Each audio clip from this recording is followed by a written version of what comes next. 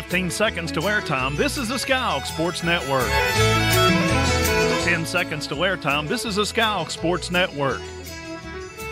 5, 4, 3, 2, 1.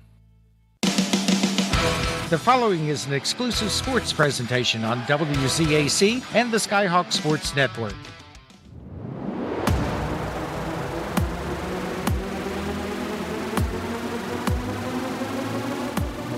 Good evening and welcome to another exciting night of Scott Skyhawk football. It's a cool, crisp fall evening with temperatures in the lower 50s and a perfect night under the lights for one of Boone County's oldest and most heated rivalries, the Scott Skyhawks and the Sherman Tide. Last Friday night, the Skyhawks found a way to light up the scoreboard in magical fashion.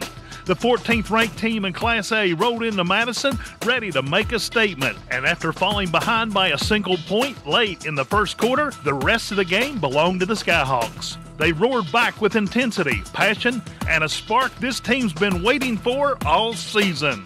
Tonight marks the 95th meeting between these two inter-county foes. A rivalry that dates all the way back a full century. They met twice in 1925, the very first season of football at good old Scott High, and the Skyhawks won both of those contests in fashion. Since then, we've seen upsets, classics, and some downright knockdown, drag-out battles on the gridiron between these two schools. But this year, it's more than just about football. There's a little extra pride on the line. Sherman Principal Todd Barnett has thrown down the gauntlet, challenging Scott Principal Amy Hale to a school spirit competition. Todd Barnett, the principal of Sherman High School. You ready, Amy Hale? Are you ready for October 31st at Scott High School football field? As the Tide rolls in and all of Big Cold River shows up to see the Sherman High School football team bring a good old Big Cold River smack down at Scott High School. And I challenge you, Amy Hale, to a school spirit competition. We're on Halloween Day at 9 a.m. We're both dressed in our best school apparel and our most school spirit. And we will take a picture of that and we will send it to Van Junior Senior High School. And Miss Jennifer Dent and Mr. Brian Woody will judge which of the two principals has the most school spirit. Again, Halloween night, October 31st, the Big Cold River, the Tide shows up to Scott High School. I'm here to introduce our principal, Miss Amy Hale. Thank you, Mr. Barnett. I am happy to accept the challenge on behalf of Scott High School because we are known for winning school spirit awards. And we have 6 or 7 more times school spirit than you do. So we will see you next Friday at 9 a.m. Let's go, Skyhawks!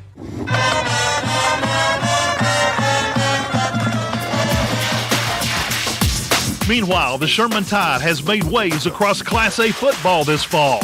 At 6-2, ranked 6th in the state, the Tide are looking to bounce back after a heartbreaking road loss last Saturday. On the other side, the Skyhawks, despite a rocky start to the season, showed last week that they've still got plenty of fight left in them, coming alive and pulling off an impressive win that turned some heads around the region. So tonight, throw out the records, ignore the rankings, and crank up your radio, because this is rivalry football at its finest. It's a Halloween matchup like none other in the state of West Virginia. It's your Scott Skyhawks hosting the Sherman Tide from Skyhawk Field in Madison, the county seat of Boone County. All the action is next here on WZAC, WZAC925.com, and Video Production.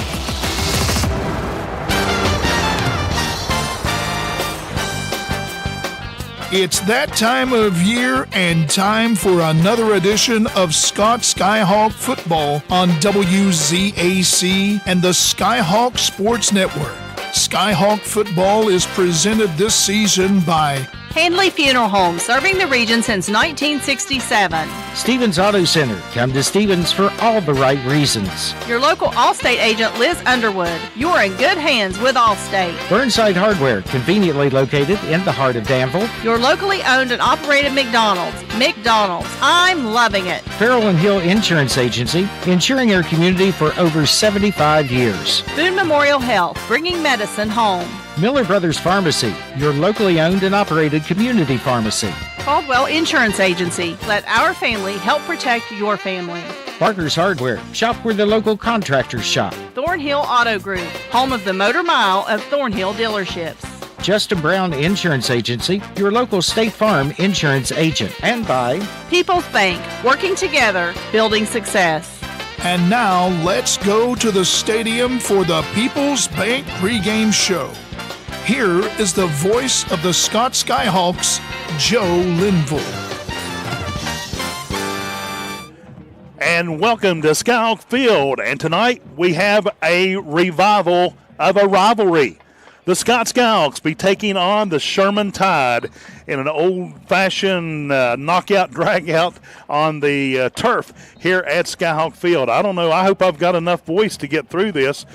Zach Boyd, the athletic director and assistant principal here at Scott High School, talked me into doing the senior night, and I got about halfway through it and started losing my voice, so I had to call in my faithful partner, Chris Baird, to come in and finish it up. So, Chris, thank you very much. That was not an easy task. I wouldn't necessarily call me your faithful partner because I was not happy with you under my breath in my own mind. So I don't know about faithful, but I did step in for you. I appreciate it. Anyway, quickly, let's jump back a week and talk about the Man Hillbillies came into town looking to make a statement last Friday night.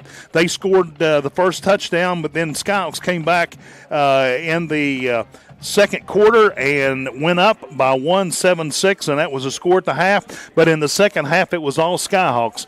And I told the guys at the senior get-together last night that was the most effort and zillions and effort that I had seen out of the Skyhawks all season. It was definitely a different team. I think not only from the way they played, but the way they were coached, especially from the offensive side. We've seen them be a little bit more, I guess you could say, abrupt with their play calling. They were throwing the ball down the field. They were allowing the running game to open up a little bit more. You've seen Peanut Brown be able to throw for 2 touchdowns, and Caden Sharp's got going for the first time all year. Had over 168 yards receiving. So you push the ball downfield, that's going to open up that running game. And that's exactly what we've been talking about for several weeks now. It seems like all 8 weeks, to be honest with you. But opening up the run game, which we know Scott wants to establish. We 100% know that they want to establish the run. And to do that, teams were absolutely just stacking the box against them, putting 8-9 guys in the box and saying, I dare you to throw the ball because we know you can't. Well, we proved last week that there is a small chance that we can throw the ball, and it at least puts to the mind in Sherman that, hey, they can throw the ball. So there may be some lanes opening up here early on in the game as opposed to it has in the first couple weeks. Peanut Brown come out through 7 of 12 for 97 yards. Mason Brown carried the ball 5 times for a touchdown. But Caden Sharps had 4 receptions for 72 yards. And Caden Sharps had 7 receptions for 168 yards, 2 touchdowns, and had 2 interceptions with a 98-yard pick 6. And that was a big boost to this Skyhawk team last week. Yeah, and we've talked about it. The front 7 has not been the problem for Scott over the course of this season. It's really been the back end, that secondary. And last week with Caden finally being back and at least somewhat healthy, you showed what kind of effect that he can have in that backfield. He was able to pick off 2, had his hand on a couple more, and it frees up Ryan Neal to be more of that buzzsaw, that jackknife, that Swiss Army knife that we've seen him play this year. If Caden's back there and he's able to have the ability to have that trust that somebody's on the back end in order to kind of help watch the secondary for him. Well, let's go ahead and move forward, and let's talk about tonight's game. The Sherman Tide are back out on the field for the second time, going through their pregame warm-ups. For the Tide, they knocked off Sissonville in the first game of the season, 48-41. Fell to Tug Valley in the second game, 51-16, but then they went on the road to knock off Pocahontas County, Riverview. They beat Wayne 40-20, and that game was at Seth. Then they played Man, and they went on the road to Man and won that game 24-14, beat Tulsa 50-30, and then lost a heartbreaker last week down in the final seconds of the game to Clay Battelle up north. And they come into the game tonight at 6-2, and Scott's just on the other end of the spectrum. They come into the game at 2-6. But Scott is going to have to put forth some effort and play like they did against the Hillbillies in order to have a chance at this game tonight. Yeah, and to be completely honest with you, this is what coaches kind of coach for, the opportunities where you shouldn't have to get your kids ready to play. The game does everything for them. You know, this game's got a lot of implications. It's the last time these two teams played was 2021, with Sherman coming out on top, I think 14-8. And then Sherman canceled the next game, the next season, so they didn't get to play. They were supposed to play in 2022. They didn't play. I'm sorry, it's 48-20. That's right. Or the previous 2020 year, was 14. So it's one of those things to where, you know, Scott should be up for this. I know the record doesn't reflect the season that you want to have, but you've got an opportunity to show exactly, turn your season not so much around, but you got a chance to make a statement right here. Sherman's coming in, having a great season. They're looking to host a playoff game. They're a team that you want to knock off, and it comes down to bragging rights. So we've heard all week that, you know, that side of the mountain wants this side of the mountain wants that. We've got more school spirit. Yeah. Here's a chance to prove it. I was going to mention Sherman principal Todd Barnett challenged Scott to a contest, I guess, between he and Amy Brown about school spirit, and we'll learn a little bit more about the results of that here a little later. But there's been a lot of fun just picking back and forth and in a good way between Scott and Sherman, because this has been such a rivalry. Like I said, this is the 95th meeting between these two teams in the last 100 years. We'll step aside, take a break, and we come back. We'll have the head coach of the Scott Skyhawks, Jeremy Dolan, with us on the Miller Brothers pregame show. We'll step aside, take a 2-minute break, and we'll be back with more after this on the Skyhawk Sports Network. Thornhill Auto Group, you always get more. More selection, more brands. Plus more of the people you know and trust. With coverage you can count on. Come experience a better way to buy at Thornhill Auto Group. With Erie Insurance here at Caldwell Insurance Agency, I want to provide you with the best customer service available. I want to provide you with coverages that nobody else can provide you with, along with affordable rates.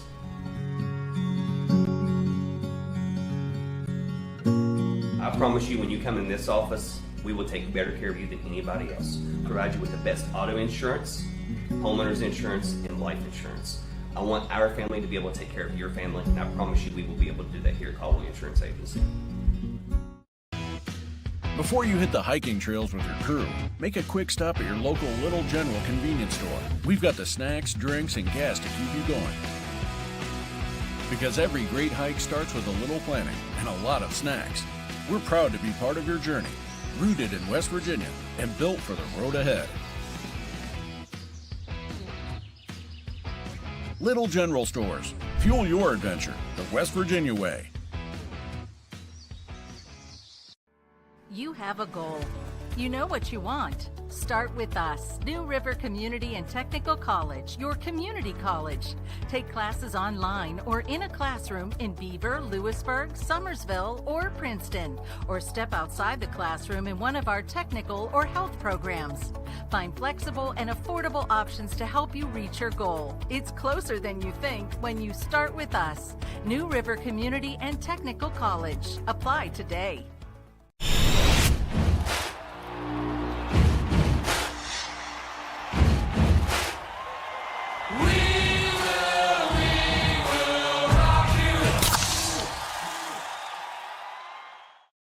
Skyhawks coach Jeremy Dolan. And coach, first of all, let's take a look back at the man game last week. The Hillbillies jumped out, scored on you first, but then the rest of the game was all Skyhawks.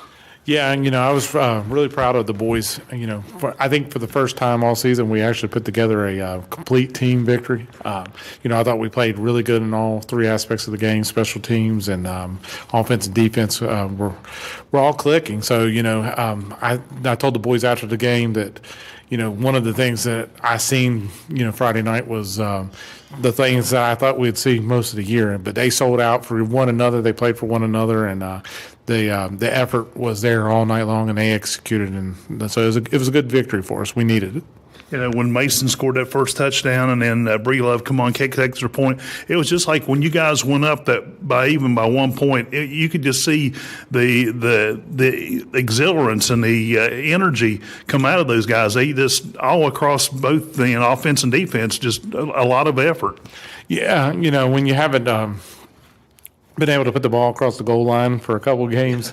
I think that first one was almost like a relief factor for us. And I think once, we scored, it was almost like, hey, we settled in, and it was like, we could put the ball in from any way we wanted to at that point. Peanut had some nice throws on the night, and, Mason and Cooper and Ryan, I thought all three ran real well, and Peanut ran real well. So, again, we were real balanced on offense. I thought run to pass, and, defense, I think defense has played good for the most of the season. We've just been in situations where defense has been on the field a lot, but again, I thought Coach Elkins had a really good game plan going into the night, and I thought the boys went out there and they executed. And Coach Sharps, again, I thought he called a really good game, and I thought the boys executed on offense just as well. So it was a good all-around victory.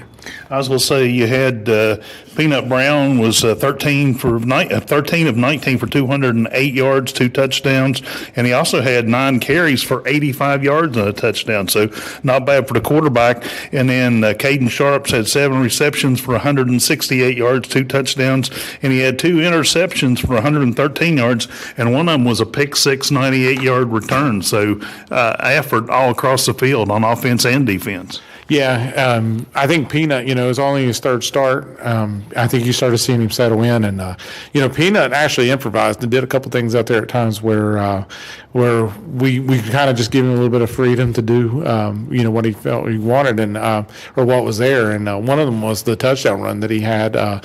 He had told Coach Sharps that he knew it was there, and so Josh had called the play. It was actually supposed to be a power play designed to go to Mason, and to Mason's credit, he carried out the fake, whether he knew he was getting the ball or not, I guess. Peanut pulled it, read it perfectly, and he got down the shot out the opposite side and scored a touchdown. So I think as we continue to see his growth as a quarterback, I think you'll see the team play better, and with that growth comes confidence, and the more confidence he's got, not only in himself but the guys around him, makes a huge difference. And then a couple plays particularly I showed the boys in film the other day that were a huge difference compared to what we've getting in the regular season or in the other games throughout this regular season was the 98-yard interception return that Caden had. Caden, that's a great feat to intercept a ball and run 98 yards, but you don't do that without the 3 blocks he got on that play. And the first one was Ryan Neal. I mean, he got out in front of Caden, got a block around midfield or so. Caden cut back inside. Cooper Grant, who was busting his tail to get down through there, made another nice block, just got in the guy's way enough to keep him off Caden. And then the other kid was Tanner Simmons, who was a freshman making his first ever career start at corner. He was a corner on the complete opposite side of the field of Caden. And if you watch on film, he busts his tail, get down there, and he gets the final block as Caden's coming across the midfield. And if they don't get those 3 blocks, we don't score. And the other play was, it was fourth and about 6 inches, and it was a 7-6 game at the time, and we were around 35 or so. And, it's one of those situations I called for the punt team because I thought that was the smart play to do, especially with where we were at in the field, time of game. And even though I got a bunch of guys in the bleachers, I could hear student section yelling, "Go for it!" But I called for the punt unit, and we punted. And Hunter Woodrum, who was playing gunner to the right side, bust his tail getting down through there, and that I think him coming as hard as he was, that punt returner got his eyes on Hunter for just enough that when it hit him, it bounced off his chest, and then Mason, who was the long snapper, he got a good clean release and was busting his tail downfield, he was able to get on the football. Those were plays we were not getting at the beginning of the year, and that comes with, the effort part of it. And but I just seen that all night, guys selling out, playing for one another, running hard, blocking hard. And then defense, I thought we swarmed to the football better than I've seen us in a while too. So, like I said, it was just a great team victory. All three aspects of the game, we played really well. You've had the week to turn things around, had a little weather move in. You've had some rain this week and practice in the rain, but, basically going back to a big rivalry game between Scott and Sherman tonight. And there's been a lot of hype on social media between the principals and just a lot going on. So how do you keep your team's, head in check and focus on the game for tonight? Well, it's a fun time for the kids, and I've seen both, the Sherman kids and the Scott kids, and the principals are all having a little bit of fun with it, and that's what it should be. We played them here in 21, my first year here, so I was glad we was able to get back on the schedule. For whatever reason, they didn't want to play the last 3 years, but they've decided to pick that rivalry back up, and it's good for the county. It's good for both schools. We've got a 2-year contract, and it'll make a lot of money for us tonight, and it'll return the favor for them next year. So I think it's a game that's got to be played every year. I understand if one school gets bigger than the other or something. Sometimes that may not be the best thing, maybe in their minds, but I think at the end of the day, financially, it makes a lot of sense for both schools because it does generate a lot of revenue, and we depend on that revenue because we don't, outside of fundraising, that's the only other money that we have that comes into our programs. So it'll be a big gate and a big draw for them next year. But again, I wish they would have chose to keep us on the schedule the last 3 years. But I'm glad my first year and last year that we're going to get a chance to play this game. So anytime you get a chance to beat up on little brother, it's always a little fun.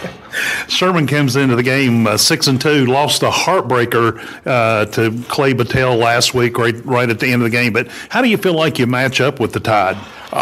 Listen, they're very talented. I mean, honestly, Trey Lester, I coached when I was with the Danville Hawks, and he's, in my personal opinion, probably one of the best players in the state, if not, probably, top 5 at least in single A. But I mean, Trey is a phenomenal athlete.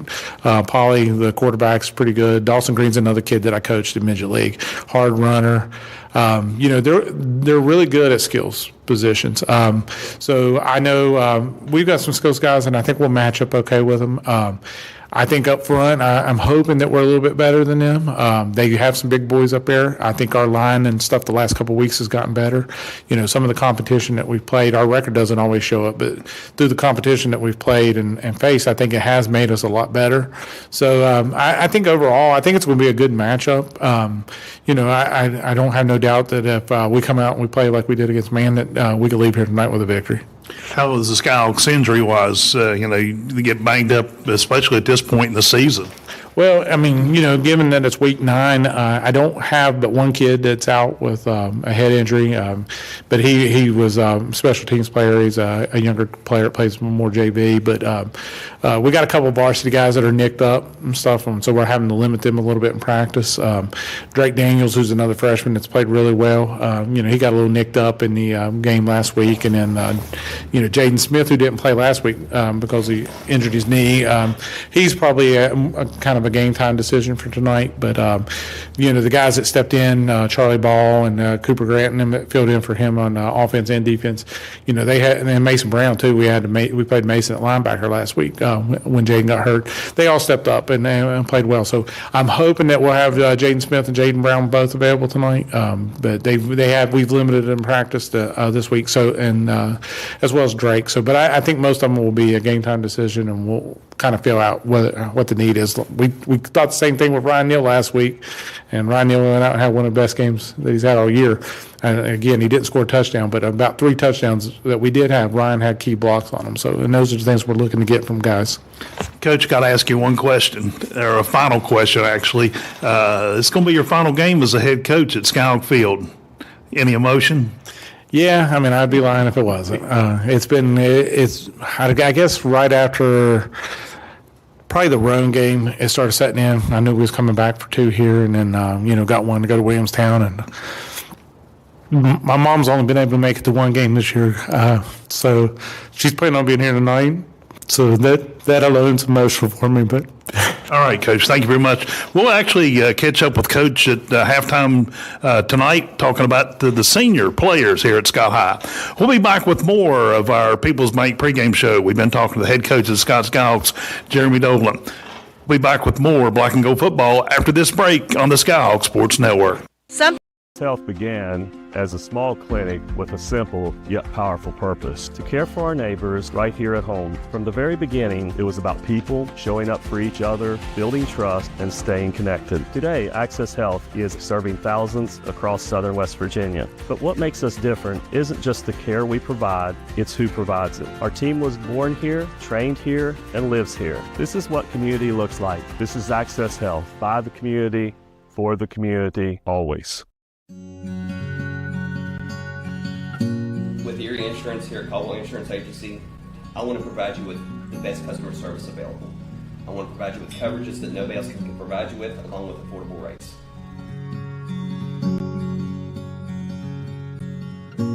I promise you, when you come in this office, we will take better care of you than anybody else. Provide you with the best auto insurance, homeowners insurance, and life insurance. I want our family to be able to take care of your family, and I promise you we will be able to do that here at Caldwell Insurance Agency. Before you hit the Hatfield-McCoy trails, fuel up the way West Virginians do at Little General Stores. We're proud to be part of your ride. Rooted in West Virginia and built for the back roads. Little General Stores. Fuel your adventure the West Virginia way. You have a goal. You know what you want. Start with us, New River Community and Technical College, your community college. Take classes online or in a classroom in Beaver, Lewisburg, Summersville, or Princeton, or step outside the classroom in one of our technical or health programs.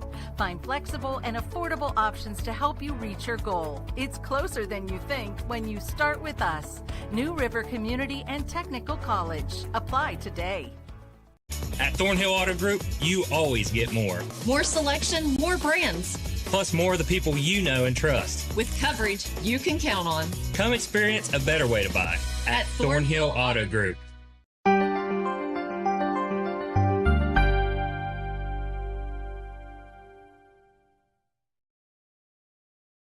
Are pretty much about 99% full on the visiting side for the Sherman Tide, and a big crowd has showed up here tonight for your Scott Skyhawks. And just in the school spirit competition, that award that was voted on by the principals at Van High went to the Sherman Tide. So, of course, Mr. Barnett was up there in what do you call it? That big bright suit he had on. So, but anyway, they were both dressed up in school colors and made light of it. And anyway, a lot of fun for both schools. But anyway, let's go ahead and take a look at the starting lineups for tonight's ball game. Chris Barrett, I'll give you let you go with the defensive unit for Sherman. We'll start up front, defensive line going left to right. Number 55, junior Aiden Rose. Number 54, a sophomore Connor Lovejoy. Number 69, a senior Luke Elkins. And number 15, a sophomore Chase Jarvis. And the linebacker cores will be number 7, freshman Nathan Pratt. Number 40, senior Dawson Green. And number 27, a junior Levi Sprouse. In the back secondary will be corners, number 5, Eli Pauley, a junior. Senior number 9, Trey Lester. And the two safeties will be sophomore number 6, Colby Adkins, and junior number 3, Bryce Mooney. And it looks like we're going to have a couple Sharks starting tonight for the Skyhawks down on the Skyhawks sideline. But anyway, let's take a look at the offensive starting lineup for your Scott Skyhawks. At right tackle, number 68, a freshman, J.O. Sampson. At right guard, a senior, number 66, Ethan Bowe. At center, a senior, number 50, Thomas Crisp. Left guard, a junior, number 59, Charlie Ball. At left tackle, a junior, number 77, Eli Gillespie. At tight end, a junior, number 21, Cooper Grant. Another senior. At wide receiver, number 12, Hunter Woodrum. Ryan Neal, another senior, starts at wide receiver, along with number 11, Caden Sharps. Running back for the Skyhawks will be a senior, Mason Brown. And the starting quarterback tonight, a senior, wears number 17, Jeremiah Peanut Brown. For the offense, we'll start up at left to right on the offensive line. Freshman 63, Tyler Hara. Junior number 55, Aiden Rose. Sophomore number 54, Connor Lovejoy. Freshman number 50, Waylon Baldwin. And senior number 69, Luke Elkins. The wideouts will be number 9, Trey Lester, a senior. Sophomore number 1, Chase Southern. And then the tight end will be number 7, Nathan Pratt. The running backs will be 27, junior Levi Sprouse. And sophomore Colby Adkins. And then the quarterback is number 5, a 5'10", 160-pound junior Eli Pauley. Head coach Kevin Buzzard. Assistant coaches Brian Guthrie, Dustin Trail, Willis Hensley, Leland Salmon, and Tom Hensley. Now we'll take a look at the starting defense for your Scott Skyhawks. At defensive end will be a senior, Ethan Bode. Nose tackle will be Moose Miller, a junior. Defensive end, Eli Gillespie, a junior. Outside linebacker, Cooper Grant, a junior. Middle linebackers will be Charlie Ball, a junior, and Mason Brown, a senior. Outside linebacker on the other side will be Peanut Brown, a senior. Quarterbacks, Hunter Woodrum. Free safety, Ryan Neal. Strong safety, Caden Sharps. And the cornerback, Tanner Simmons, a freshman. Both teams are on the field. Sherman will be kicking to Scott. They have it all teed up, and the kick is away. It will bounce at the 25, taken by Caden Sharps across the 25, comes to the 30. He's got a little room. He goes to the 35, goes up to the 36, maybe the 37. It'll be 1st and 10 on the return for the Scott Skyhawks. Scott will start on their own. Looks like it will be 37-yard line. That's where the Skyhawks will put it in play. 1st and 10. Nice return by the Skyhawks to get this game underway. Here come the Skyhawks wearing all black tonight. Gold numerals, the white helmets. Sherman wearing all white, trimmed, and we got a jump on the right side. It will be offsides against Sherman. So the Skyhawks will get a 5-yard bonus to start this opening drive. Sherman wearing white, trimmed out in maroon with gold or bright yellow helmets with the anchor on each side. Scott set and ready. Peanut Brown from the gun. Takes a snap. Hands it off to Mason Brown. Brown goes left. He's across. He's across the midfield. He's got some open room. He's at the 40, 35, and finally tripped up and goes down, way downfield, inside the 30, down near the 25-yard line. Nice run by Mason Brown. Yeah, just an inside handoff, as you'll see here on the replay. He breaks one tackle right around the line of scrimmage, and he's got green grass all in front, or turf, as I guess you could say, as he gets into the second level of the Sherman defense, and then it's not going to be easy to bring down Mason Brown in the open field. Ball spotted at the Sherman 26-yard line. 1st and 10, Scott. Peanut Brown will go from the gun. Mason Brown to his left. Receivers out wide on both sides. Hands it off to Mason Brown. Brown comes to the near side this time. He is taken down. Oh, and they say it's a fumble. Sherman's got the ball going back down the field, and he is going to outrun him. That is number 1, and Sherman goes down and apparently scores a touchdown. Yeah, it's going to be Chase Southern. Ball was fumbled right around the 28-yard line, and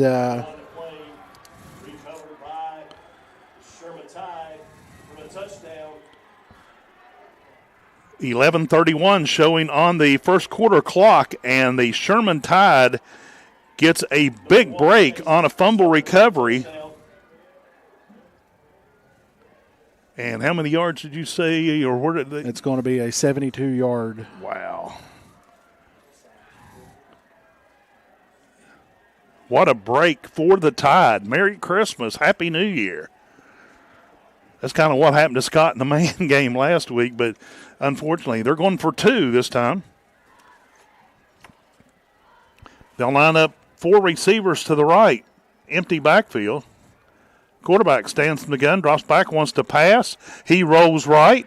He's being pursued, and he'll go down on the sack.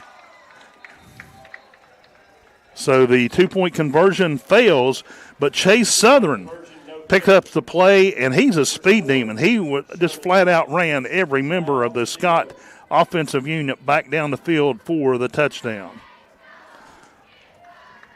We'll step aside for a quick 30-second break here on the Skyhawk Sports Network.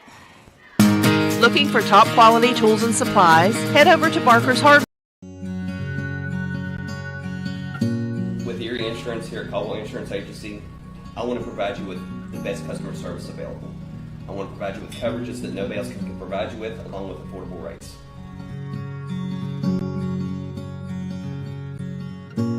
I promise you, when you come in this office, we will take better care of you than anybody else. Provide you with the best auto insurance, homeowners insurance, and life insurance.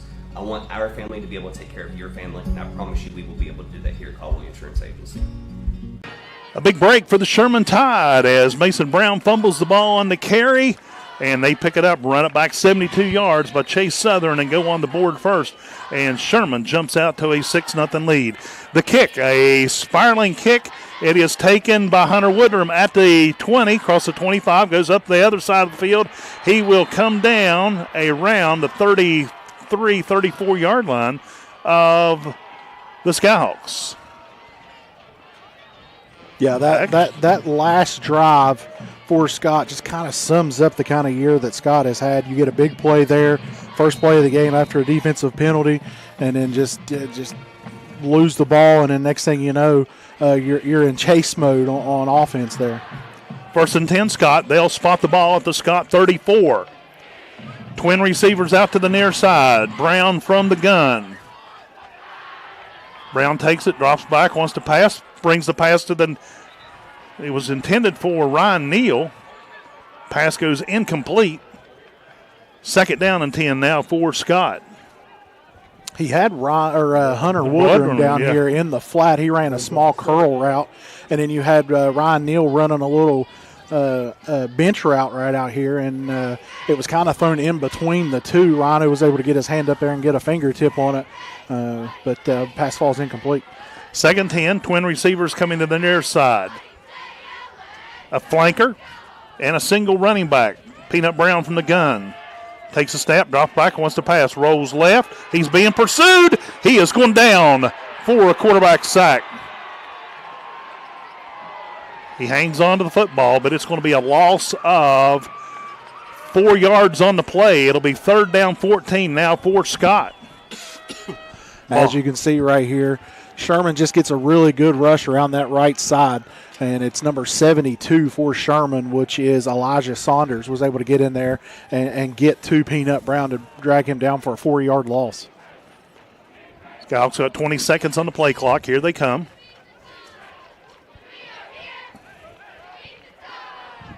Twin receivers each way for Scott. Single running back.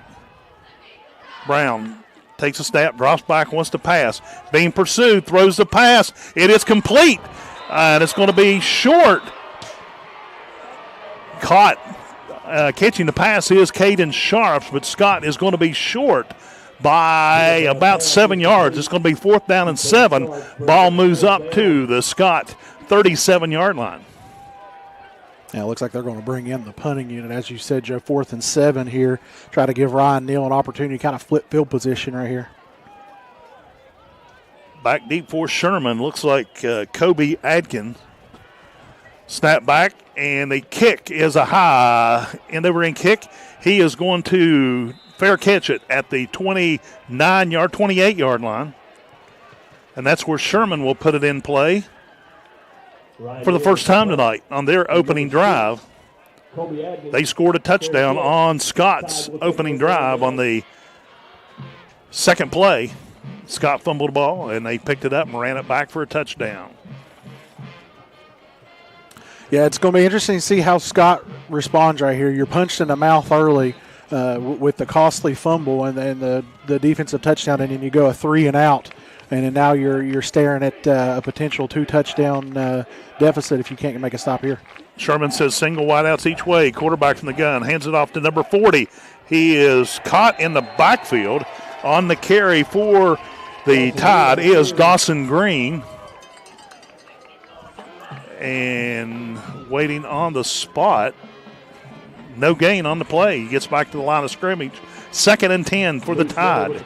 Yeah, Dawson Green is also their middle linebacker, but he is one of those runners that likes to go north and south, put his head down, and try to get extra yardage by running through people. Scott done a really good job right there of not trying to arm tackling like we've seen them do several times this year. They get to him, wrap him up, and is able to ride him down to the turf. Elijah Pauley, the quarterback, stands from the gun.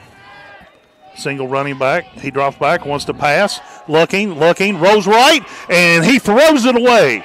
He goes down. He was going down and just unloaded the ball, threw it out of bounds to the near side. He actually had a receiver in the vicinity of Colby Adkins, but he couldn't get it. He actually was just trying to throw it away, I do believe. 3rd down and 10 now for Sherman. Yeah, it looked like they were trying to get the post route down here to this near side. He immediately, as soon as he got the snap, went to, his eyes straight to that post route. But Scott done a really good job. He had number 0 for Scott, which is Tanner Simmons, and Ryan Neal playing that safety position. Done a really good job of jumping that route, and then it was kind of panic mode for Pauly. Single wideouts once again for the Tide. Quarterback from the gun drops back, wants to pass once again. Hail Mary's one down the field. It is going to be incomplete. It is deflected by number 0 for Scott, Tanner Simmons, the freshman, and it will bring up 4th down for the Tide. Yeah, this time they run a similar formation, but this time they run a go route with Chase Southern, the kid who picked up the fumble and ran it for a touchdown. Ball's underthrown slightly, but it was a really good job of Tanner Simmons, the freshman, working back to the football and kind of playing defender there, and Ryan Neal comes in and cleans it up by batting the ball away and forcing a punt situation. Back punting for Sherman is number 1, Southern. He stands all the way back to his 18-yard line. Gets a nice punt. It will bounce and roll. It's still rolling inside the 35. Scott will. Oh, that was kind of a cheap shot, but the ball rolls back into the 32-yard line. That's where Scott will put it in play, 1st and 10. Good job there by that Scott defense of coming up big right there. We've seen them be susceptible to the run at times, especially with bigger running backs not being able to get their arms, trying to arm tackle and not being able to bring down ball carriers. First run of the ball game with their big middle linebacker, Dawson Green, they do a really good job of getting him to the ground, and then they force them to throw 2 passes right there that Scott's able to come up big on a defensive end. Here come the Skyhawks out of the huddle. They'll bring twin receivers to the near side, send 2 to the far side. Peanut Brown from the gun.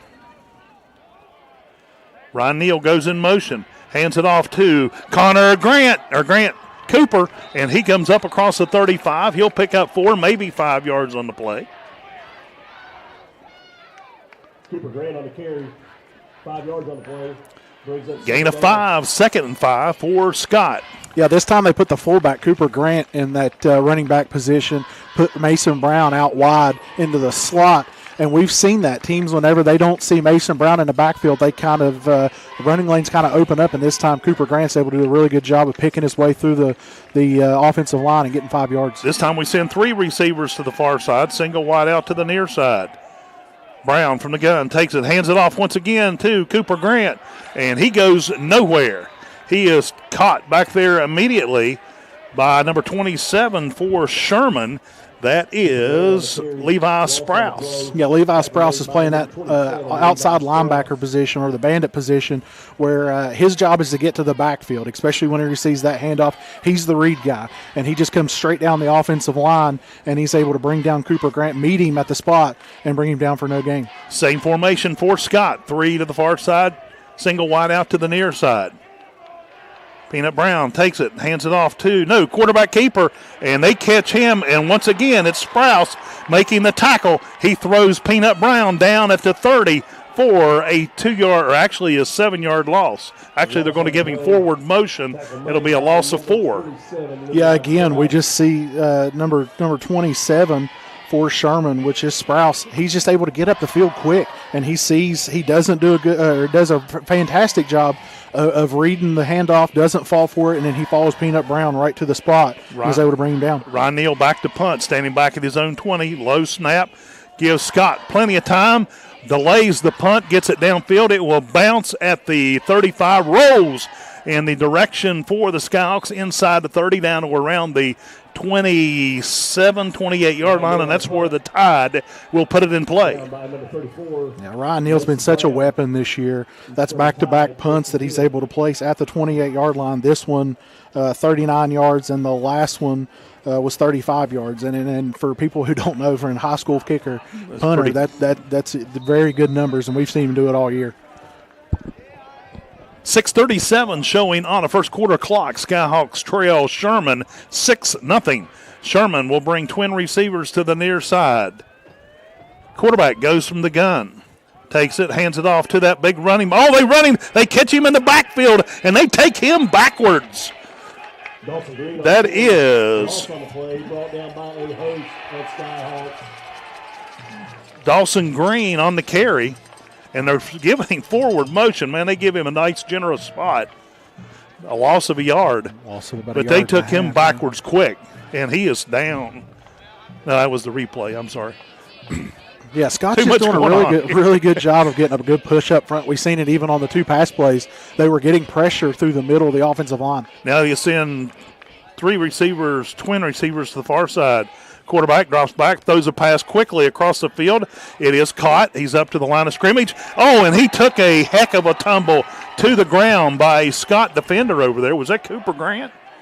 I believe so. It was both Grant, Ryan Neal, and Peanut Brown over there that was kind of in the vicinity. It'll be 3rd down and 8 now for the Tide, a gain of a yard on the play. I'm sorry, Addix Pennington was one of the ones that was over there. Tide comes out of the huddle. They'll send twin receivers to the near side. It was a gain of 3 yards. Sorry. Okay. I kind of got lost in watching that replay. Quarterback from the gun. Got a man in motion coming to the near side. They drop back. Want a pass. He's under a ton of pressure. He unloads one, and it's intercepted. And the Skyhawks, the freshman, number 0, Tanner Simmons with the interceptions for the Scott Skyhawks. That's back-to-back drives where you see Tanner Simmons, the freshman, really coming up huge here tonight. Back-to-back drives, as we said. He comes up with the great defensive play over here on 3rd and long, and now he comes up with the interception, setting up Scott in great position here, starting in Sherman territory. They'll start at the Sherman 42-yard line. It'll be 1st and 10 Skyhawks. 5:07 on a first quarter clock. Sherman leads it 6-0. Here come the Skyhawks out of the huddle. They'll send 3 receivers far side, single to the near side. Peanut Brown goes from the gun. Takes it quickly, hands it off to Cooper Grant. Grant off to the left side, across the 40, up to the 41, 42-yard line. He'll gain, not a generous spot at all. Actually a gain of 2 on the play, 2nd down and 8. Actually, now they drag it up a little farther. So it's close to a gain of 3, so we'll give them 3. 2nd down, 7. Again, just inside handoff. We're seeing Mason Brown over there in that slot position after the fumble, so we'll see if that continues here as we see him line up back deep, dot in the eye here on this play. Yep, he lines up. Peanut Brown goes under center. Takes a step, turns, hands it off to Cooper Grant up the middle, and he is tackled and brought down quickly by number 72, Elijah Saunders. Gain of a yard on the play. 3rd down and 6 now for the Skyhawks.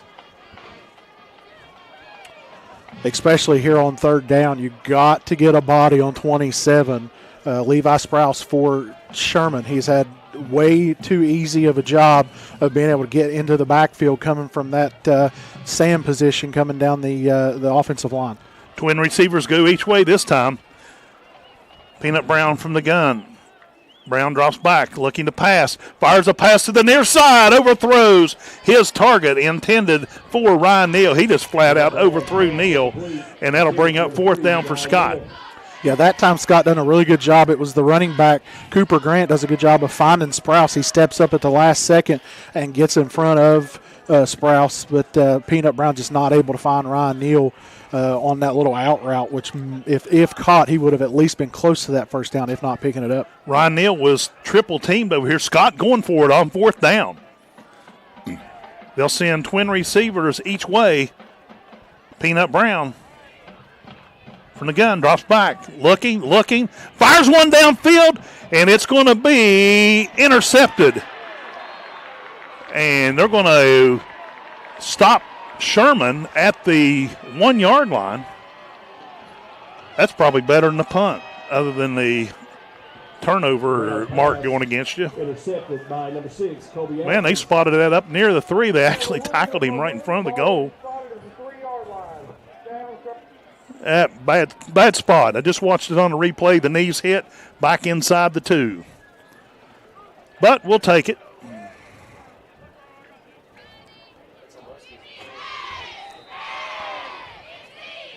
3:39 showing on the first quarter clock. Sherman leads at 6-0. Other than the fumble in return for a touchdown, it's been a battle between these two schools. Quarterback hands it off in the backfield, and he's got some room across the 10. Trey Lester on the carry. On the carry is number 9, Trey Lester. Yep. Ryan Neal almost was able to punch that ball out as he come in for that tackle. Trey Lester doing a really good job of covering that ball up. Moves the ball up to the Sherman 13. Tide will send 2 receivers to the near side. Quarterback from the gun takes a snap, hands it off in the backfield to number 27. He's got some room, gets across the 15, up near the 17. Gain of about 4. Gain of 4 on the play. And 6. Second down and a long 6. Yeah, just a inside handoff right there where both these last two plays have been inside handoffs. Looked like they were trying to go off tackle, and then they just bounce it back to the middle, and they're finding open running room. This time Sherman will send one out wide and the inner receiver to the far side of the field. Quarterback from the gun takes a snap, hands it off. Quarterback comes, or the run man goes up the middle. Number 27 is the ball carrier, Levi Sprouse. He's across the 20 up near the 23, and they'll give him the first down and move the sticks. Yeah, they're going to get him just shy of the 24-yard line. Again, Scott does a really good job of off the edges of getting up the field, but that time Sprouse does a really good job again of sidestepping the Scott pressure and is able to get upfield. 1:56 on a turning clock. Here comes Sherman out of the huddle. They'll bring twin receivers near side, single receiver to the far side. Quarterback from the gun drops back, wants to pass. Hail Mary's one down the field, and it is going to be incomplete. He cannot hang on to it. It was intended for number 9, Trey Lester, and he just could not hang on to it. He come up wanting a flag, but there was no interference there. Yeah, I don't know where he was wanting the flag right there. It looked like that he actually was better off running into Caden Sharps. That allowed him to come back to the ball a little bit better, and that just squirted right through his arms. Yep. 2nd and 10. Here comes Sherman. Single wide out to the near side. 2 tight receivers on the far side. Quarterback from the gun. Hands it off to number 9 in the backfield, and he gets around the outside, and they will bring him down near the 30-yard line. Trey Lester on the carry once again. They'll spot it at the 30. Gain of 6 on the play. 3rd down and 4. 3rd and 4. Yeah, this time that you see them go split backs in the backfield, they've got Dawson Green to the left of the quarterback, and then they just hand it off inside to Trey Lester, and he just follows Dawson Green. Same formation. They'll hand it off to, and they'll stop him back at the 30-yard line. Good stop by the Scott defense. Gain of a yard on the play. Brings up 4th down for Sherman. Yeah, that was all Mason Brown right there. He fights through the block right there from the Sherman offensive lineman, which is number 63, Tyler Hara. He fights through that block and is able to get to Dawson Green and bring him down for a very short 1-yard gain and set up a 4th down and 3 here for Sherman. Punter is on for Sherman. Stands back at his own, and a flag on the play.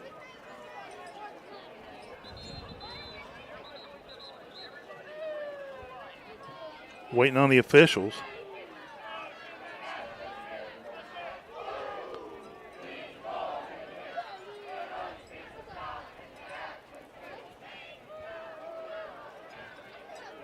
Still waiting on the calls, the officials. Both teams. Illegal substitution on the receiving team. On the offense. Offsides on Sherman. Illegal substitution for Scott, so they'll play and snap it again on 4th down. 4th and 3 for Sherman. Punter stands back just inside his own 20-yard line. Got to be aware of a fake right here. You got 3 blockers back deep. Scott showing penetration. And a false start on Sherman. That'll back them up 5 yards. So it'll be 4th down and 8. Be interested to see here if they change the way that their punt formation right here, because it'll tell you if they were planning to fake it or not. No, they're still going with 3 blockers back in the high snap. Scott rush. It's a punt. It will come down, bounce at the 47, rolls inside, down to the 40, down to the 39, and that's where Scott will put it in play at their own 39-yard line.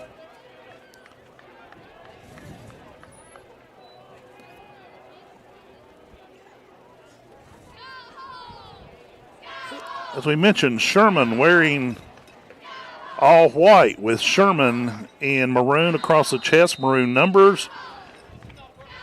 Gold helmets with the anchor. Scott dressed in all black tonight. Gold numbers.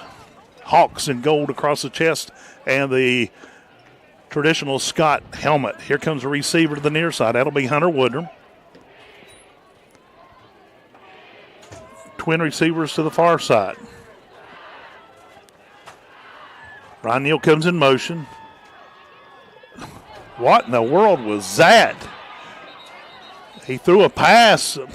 He could have handed it to him, to Mason Brown, but he threw it down on the ground in front of him. Yeah, just not. I don't know if he didn't have a very good grip on the ball or what, but I would really like to see Scott try. Yeah, he did. As that ball was being thrown, it kind of wiggled right out of his hand there.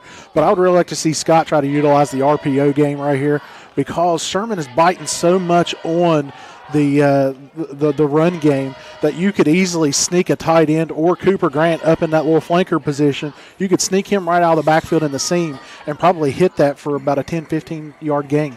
Scott, 2nd and 10. Twin receivers to the near side. This time hands it off to Mason Brown. Brown is caught in the backfield. He'll go backwards and lose a couple.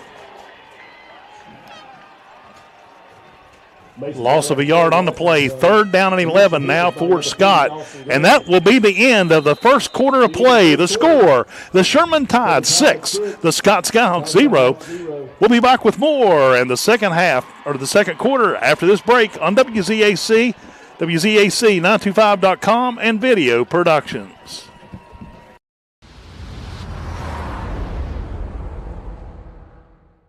Why choose Thornhill Auto Group? It starts with selection. 10 quality brands. All from a name you've trusted for years. Plus, a great selection of pre-owned. And don't forget, practically every vehicle we sell comes with Thornhill's Value Plus warranty. It's coverage you can count on. Come experience a better way to buy at Thornhill Auto Group.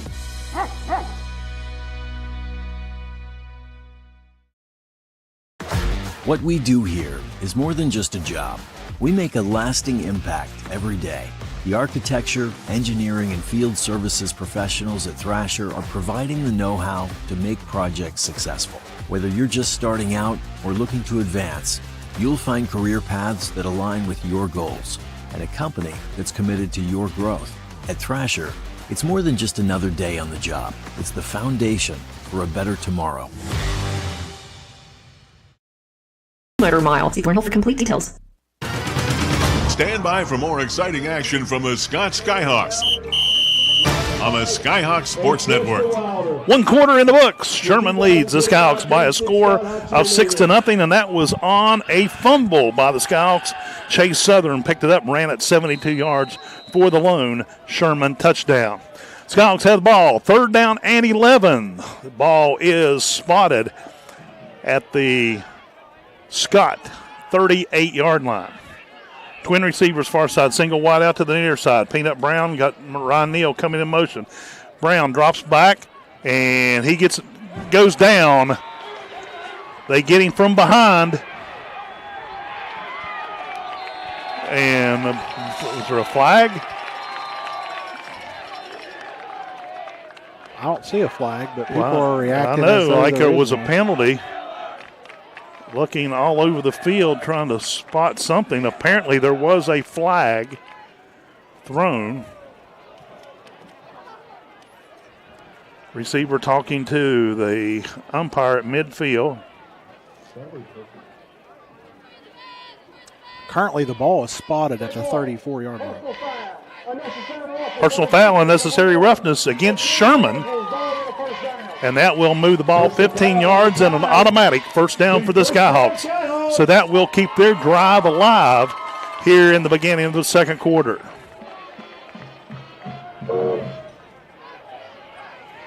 Game getting a little chippy already. In case anybody's wondering, we have no idea what exactly happened. Exactly. Scott has it on their own 49. Peanut Brown from the gun.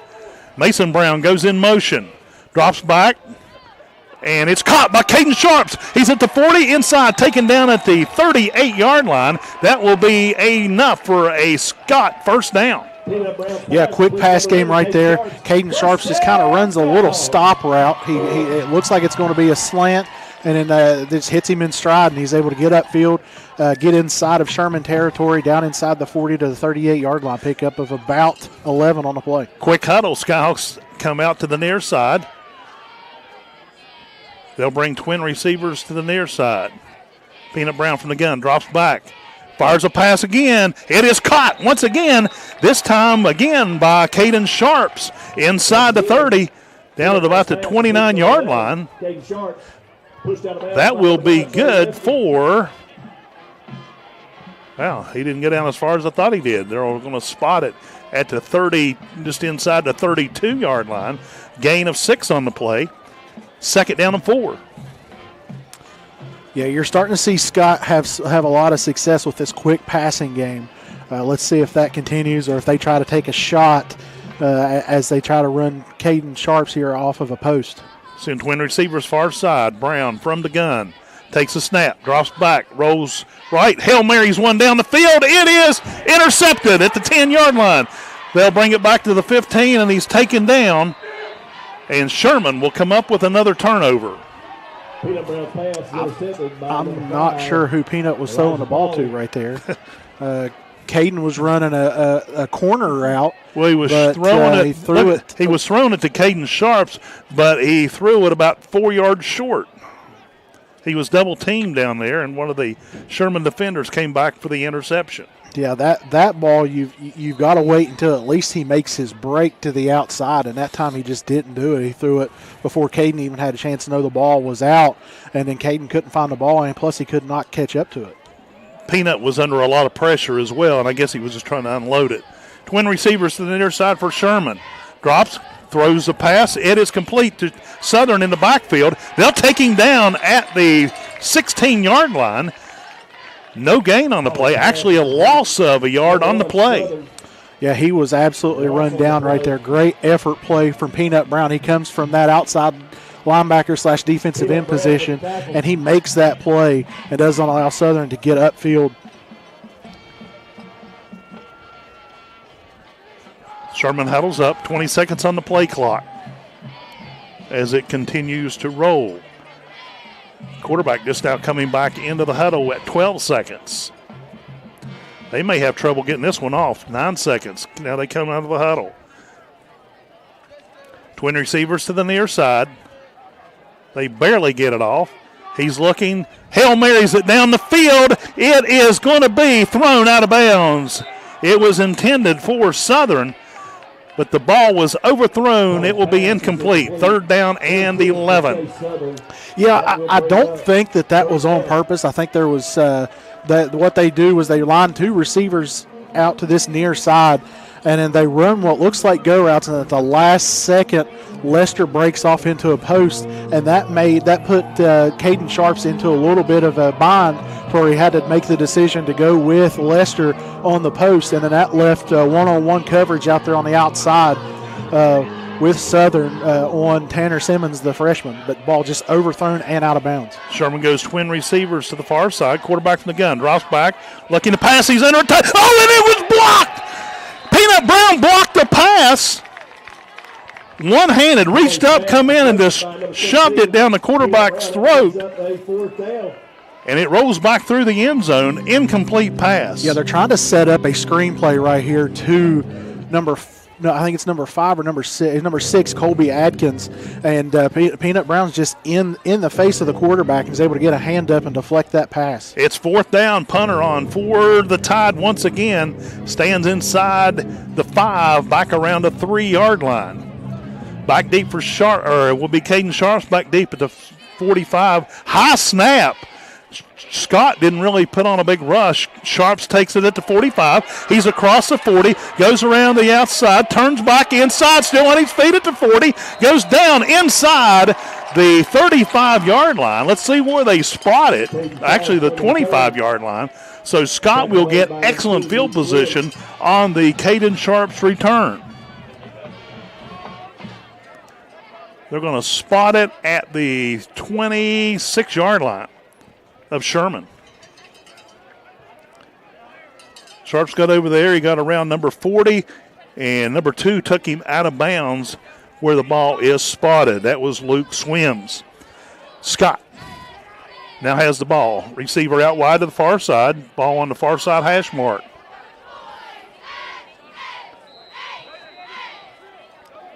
Peanut Brown's going to go under center.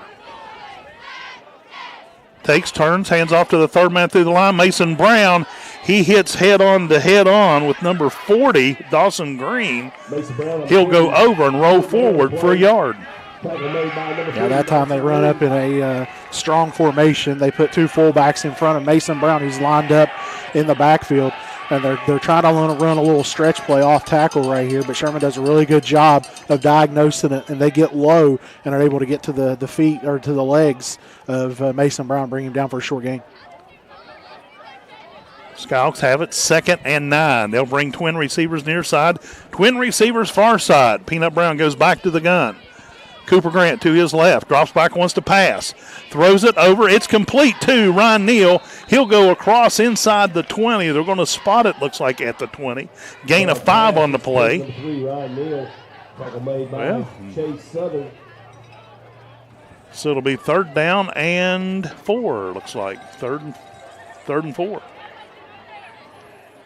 Yeah, that time you just see Ryan Neal's lined up in the slot position over there on that far sideline, and he just runs a little out route. And Peanut Brown does a good job of delivering a football to him where he's able to catch it and get forward just enough to make this a very manageable 3rd down for Scott. Skyhawks send 3 receivers out. Cooper Grant to the right of Brown. From the gun, takes a snap, drops back, looking to pass. And he is caught in the backfield. He'll go down. Back around the 26-yard line. So it brings up 4th down for Scott. By number 69, Luke Elkins. Let's see Tucker Breedlove. And Scott's going for it. He come over and talked to Josh Sharps, the offensive coordinator. It'll be 4th and 10 for Scott. They'll bring twin receivers each way. Peanut Brown from the gun. Drops back, and a flag at the play. Timeout, Scott. 7:31 to go in the 2nd quarter. Timeout, Skyhawks. The score, Sherman 6, Scott 0. We'll be back in 1 minute on the Skyhawk Sports Network. With Erie Insurance here at Caldwell Insurance Agency, I want to provide you with the best customer service available. I want to provide you with coverages that nobody else can provide you with, along with affordable rates.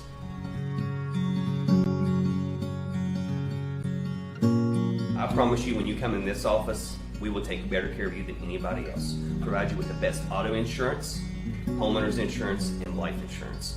I want our family to be able to take care of your family, and I promise you we will be able to do that here at Caldwell Insurance Agency.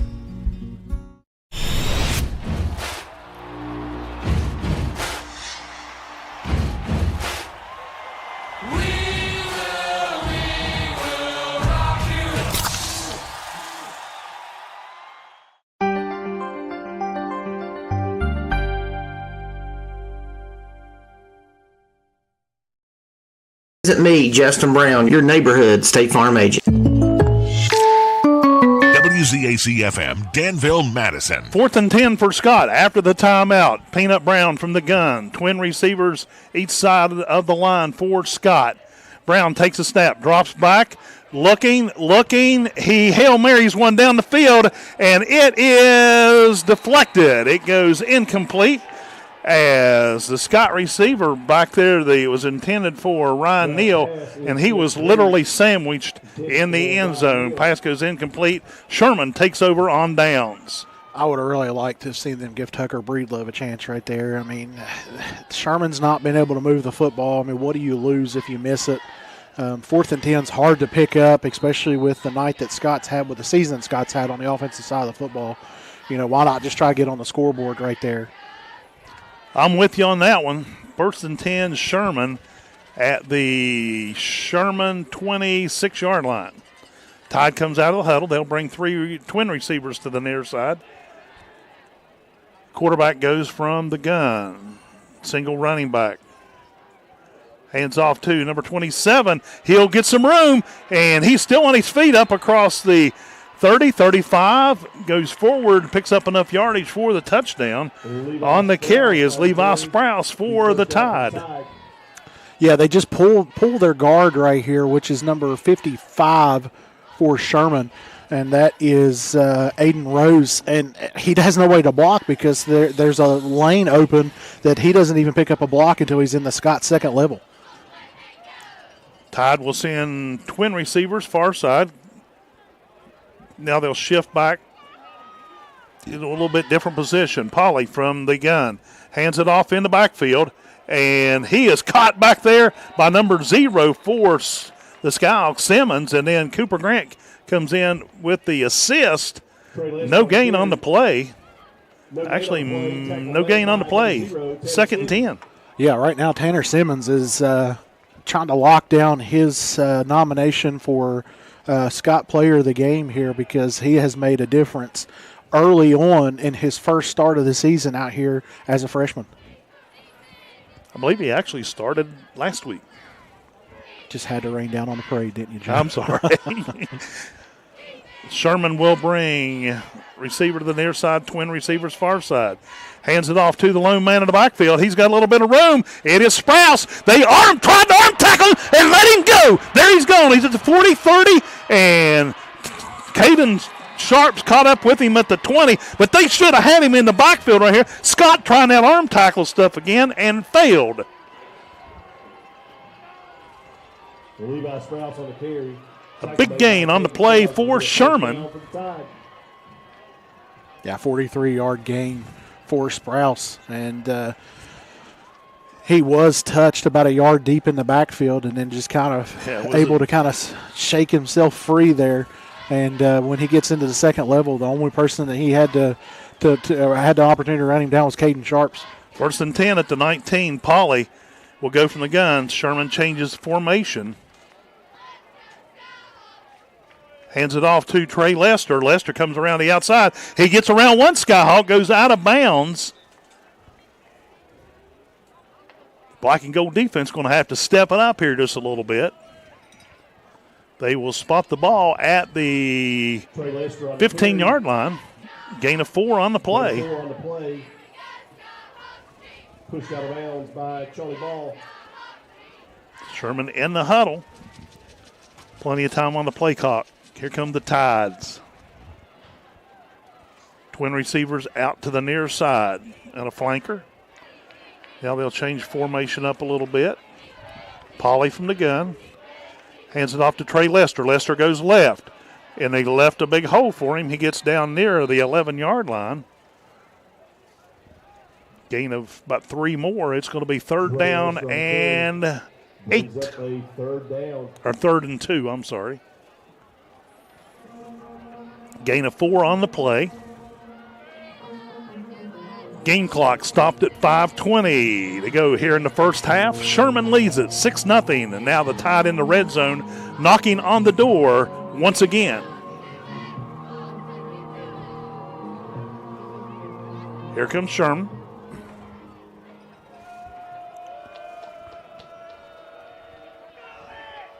Pauly from the gun. Hands off to Trey Lester. Lester goes up the middle. He is caught at the line of scrimmage. He might get a yard. I believe it's going to bring up 4th down. It will be 4th down and 1, I do believe, when they spot it. Once again, no gain on the play. Brings up 4th down. Oh, a generous spot.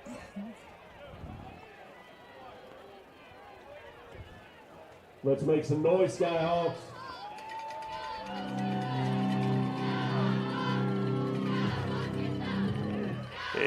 From the markers across the field, it looks like 4 down and a long yard.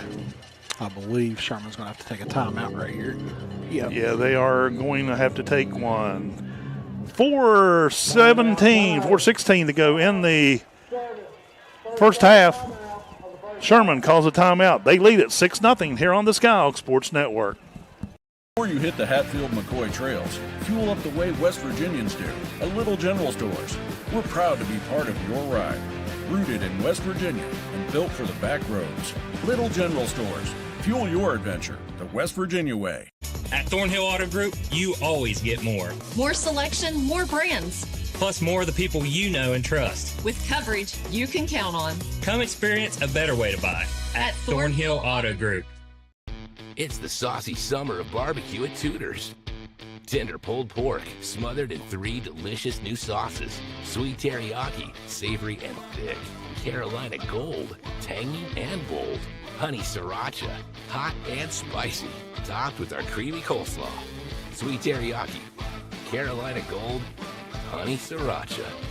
Tudor's Biscuit World's pulled pork barbecue is bursting with flavor. Awesome sauce. You're listening to the Scott Skyhawks on C92 and the Skyhawks Sports Network. Back at Skyhawk Field, 4:20 to go in the first half. Sherman has the ball. 4th down and a yard. Down near the 10-yard line. Sherman goes with 2 backs this time once again. Polly takes the snap, hands it off to Lester. Lester lunges forward. He'll pick up the first down. It'll be 1st and goal now for the Tide down near the 6-yard line.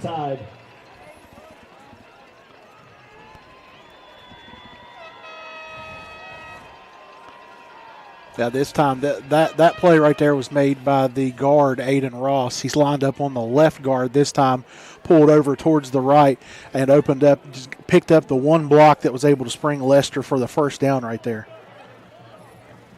Sherman has it 1st and goal. They'll send twin receivers to the far side. They'll go with that 3-2 backfield. Once again, hands it off to Sprouse. He's into the end zone. Now, is he going to come up short? Looks like he's going to be about a yard short on the carry. He hands it off. He starts right, just cuts up the middle, and they bring him down just shy of the goal line. 3:22 remaining in the first half. Sherman 6, Scott 0. Here come the Tide once again. They'll send out a receiver wide, 2 receivers to the far side of the field. Lester, now they bring up the 2 backs once again. This is going to be a run to the right. And here kid Lester, and he's into the end zone for the touchdown. Levi Sprouse, rather. Levi Sprouse on the carry. Touchdown on a 1-yard carry.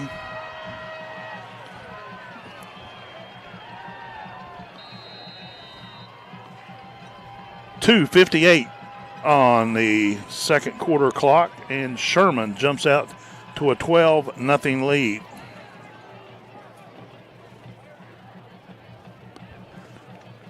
Sherman will go for 2.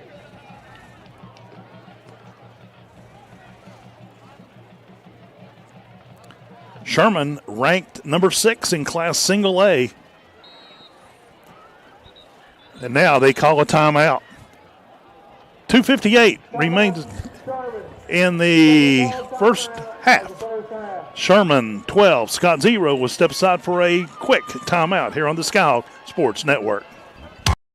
Let the beauty of the season in without the chill. At Window World of Beckley, we bring comfort, style, and savings to your home. Our windows and doors are built to handle West Virginia's wild and wonderful weather, keeping the warmth in and the energy bills low. With energy-efficient windows, expert installations, and affordable financing options, it's time to upgrade. It's never been easier to fall in love with your home again. Call 1-800-WINDOW-WORLD today.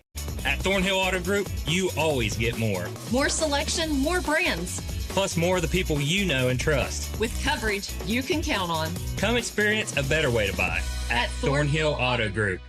For 50 years, Little General Stores has proudly served West Virginia, fueling families, friends, and communities across the Mountain State. To celebrate our golden anniversary, we're giving away $50,000 to thank you, our loyal customers. Little General Stores, 50 years strong and just getting started. Danville. And now back to more Scott Skyhawk Sports on Z92. Sherman just ran a touchdown, and they call a timeout on the two-point conversion. Pauly drops back, wants to pass. He rolls left. He keeps it. He will run into the end zone on a quarterback keeper for the two-point conversion. So Elijah Pauly, quarterback, 2 points, and Sherman jumps out to a 14-0 lead over the Skyhawks. Yeah, that time he could have run it or threw it right there because he had a receiver running a little corner/out route that was lost in coverage by Scott. And if he wanted to, he could have just tossed that in the air. It would be an easy two-point conversion completion, but he chooses to tuck it and run it in and goes in untouched. Scott going to have to make some adjustments at the half and see what they can do with Sherman here in the second half. Scott coming in at 2-6 and Sherman 6-2. 12 seniors on this Scott team were honored before tonight's ball game. Ryan Neal, Addix Pennington, Caden Sharps, Hunter Woodrum, Peanut Brown, Felipe Curry, Tucker Breelove, Mason Brown, Thomas Crifts, Jaden Brown, Jaden Smith, and Ethan Bowe. And here comes the kick from Sherman. It's a low end-over-end kick. It bounces, picked up at the 20 by Hunter Woodrum across 25, 30. And they spin him and they take him out of bounds up at around the 32-yard line. And that's where the Skyhawks have 2 minutes and 51 seconds to do something with it.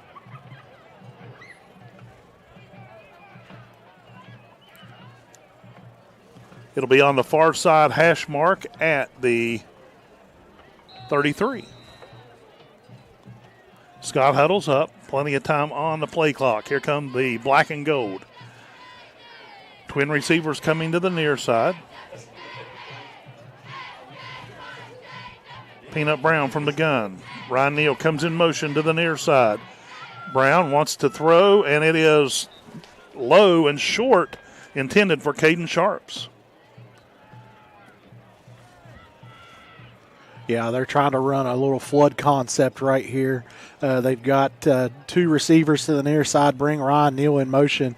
He's just going to run a little bench route right out from as he's coming in motion, and then they try to sneak Caden Sharps right behind Hunter Woodrum, who's running a post, to kind of open that up. Caden was running a slant and just threw it behind, low and behind Caden. Twin receivers each side of the line. Peanut Brown from the gun. Neal comes in motion. Throws the ball. This time complete to Sharps at the 40. Turns upfield at the 45. He has a first down at the midfield, and he will go down at the Sherman 48-yard line on the catch and run. Exact same play. This time Peanut's just able to find him, and whenever he does, Caden Sharps does a really good job of getting upfield. He reverses field over to that far sideline and is able to pick up a lot of running room, get into Sherman territory up to the 48-yard line. Game clock rolling at 2:25 here in the second quarter. 1st and 10 for Scott.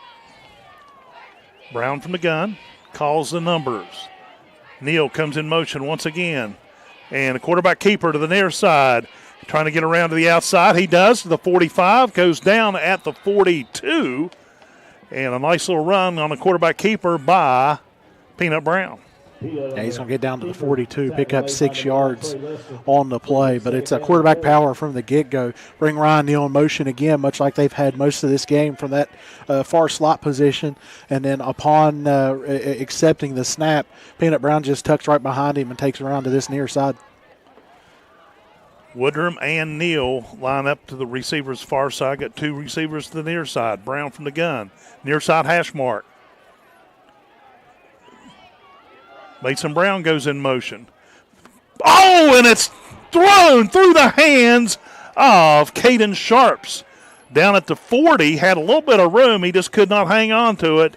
Pass goes incomplete. Third down, Scott. Yeah, man, because of it, it was almost intercepted yet yes, again. It was. By, I believe that's Southern. Just a minute, it? I'll tell you. No, Pauly. Elijah Pauly, the quarterback. As it goes through the hands of Caden Sharps, it lands right in the lap of Pauly, and he was surprised by it, unable to pick it off. So it does bring up 3rd and 4 here for Scott. Once again, they'll send twin receivers each way. Brown from the gun. Sharps goes in motion. Drops back, rolls right. Throws one downfield. He's got a man open. It is caught by Caden Sharps. He's inside the 10, down at near the 5-yard line. And that was a big play for the Skyhawks. Yeah, this time they run a wheel route. I can't talk right now, but they run a wheel route. And what this is, they bring Caden Sharps in motion, and he just gets lost running this wheel route, and it's thrown behind him, but he's able to work back to the football. He will go down and go out of bounds right at the 5, and we have a timeout on the field. And we'll take a quick timeout as well. 1:33 to go in the first half. Sherman 14, Scott 0 here on the Skyhawk Sports Network. Before you hit the hiking trails with your crew, make a quick stop at your local Little General convenience store. We've got the snacks, drinks, and gas to keep you going.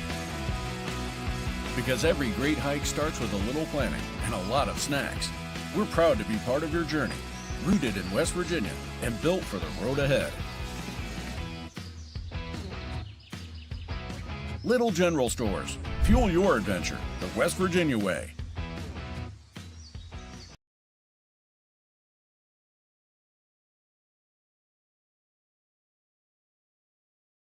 Go Linville.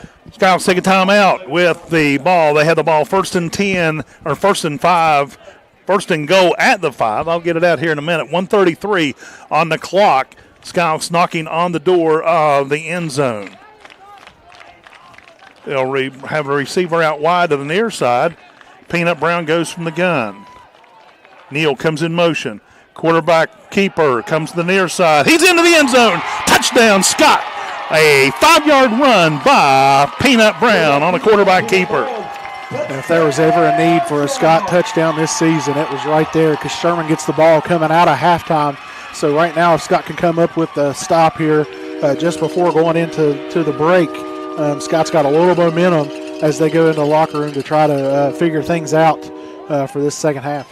And Tucker Breelove will come on and attempt the extra point. Ryan Neal, the holder. Skyhawks are set. Ball is snapped. Ball down. Kick is away, and it is good. 1:29 to go in the first half. The Skyhawks 7, the Sherman Tide 14. We'll step aside for a 30-second break here on the Skyhawk Sports Network.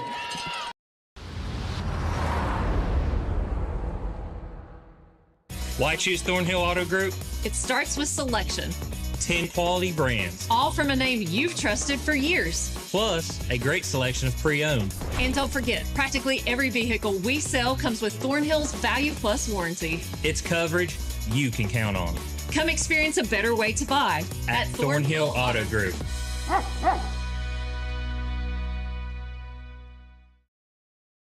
Turn it up loud. WZAC. Danville, Madison, West Virginia. Back at Skyhawk Field, 1:29 to go in the first half. Sherman leads the Skyhawks by a score of 14-7. Coming up at the half, and we'll talk to Scott head coach Jeremy Brown, and we'll be featuring Dolan. That's the first time I've done it this year, I think. Jeremy Dolan, and we'll be featuring the Scott senior players on the Skyhawk football team. And next week, we'll talk to Coach Brown about his 5-year career. I did it again. I'm Dolan. telling you right now. Yeah. I'm telling you right now, I would onside kick this. We'll see what happens. Tucker Breelove has it all teed up. And it's on the ground, rolls inside, picked up at the 30, or actually at the 20, right up the middle, and he is going to take it all the way. He is gone for the touchdown. Number 9, Trey Lester. Good grief. You do something good, and you kick yourself in the rear. For a touchdown for the Tide. On an 80-yard kickoff return.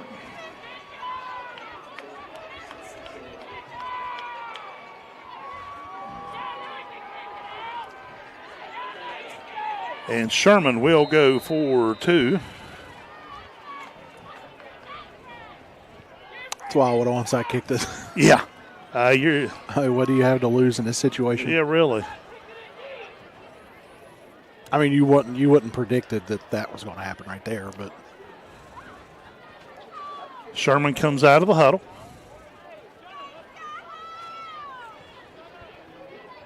Polly takes it, drops back, little pass back to Sprouse, and he is taken down back there by Scott's number 77. That is Eli Gillespie. 1:16 to go in the half. No good. Tackle made by Sherman 20, Scott 7. Tide 20. Gee whiz.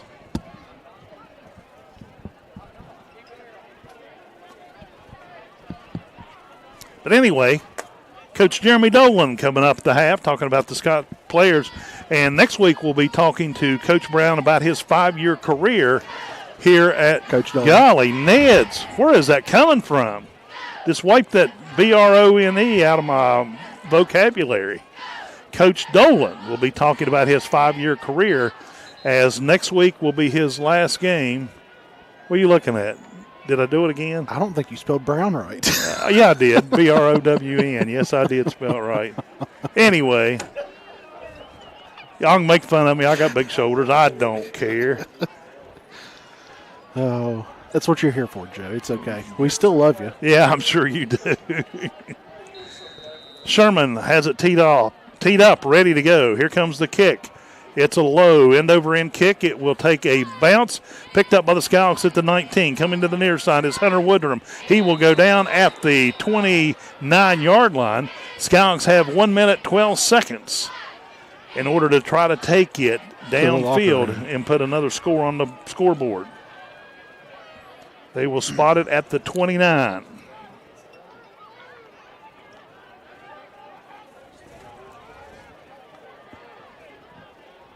Coach Brown, Coach Dolan, I did it again. Gee whiz. Where did that come from? See, y'all got me gun shy now. Anyway, Scott has twin receivers going both ways. Peanut Brown from the gun. Takes a snap, drops back, looking downfield. Throws the pass complete to Mason Brown at about the 38. He goes forward to the 40, picks up the first down, moves the sticks. And the Skyhawks have a first down. Skyhawk goes no huddle. Twin receivers both ways. And a flag on the play. It's going to be motion. It's going to be offsides against Sherman. I'm not going to lie, I thought Scott jumped. Oh, thank you, Ken Boyard. He said he heard B-R-O-N-E. Oh, well, good. I'm just trying to get that word out of my vocabulary, but you got a running back, it's a Brown. You got a quarterback, it's a Brown. And the coach is not a Brown. How's that? Here we go. Skyhawks quickly come out of the huddle. They'll send twin receivers both sides of the line. Brown, Peanut, takes the ball, drops back. Looking, he's under a ton of pressure. He gets away from one Tidester. He rolls right. He's going to keep it and goes forward. He's across the first down to the 40. Finally goes out of bounds across the way. And they're going to spot it inside the 40 at the 39-yard line. 45 seconds still on the clock.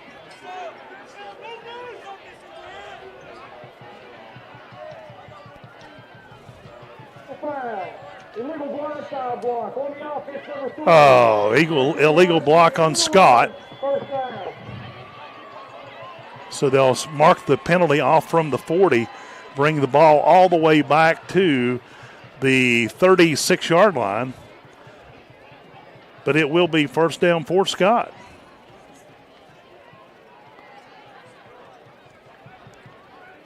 It'll be 1st and 4. Twin receivers each way. Peanut Brown from the gun.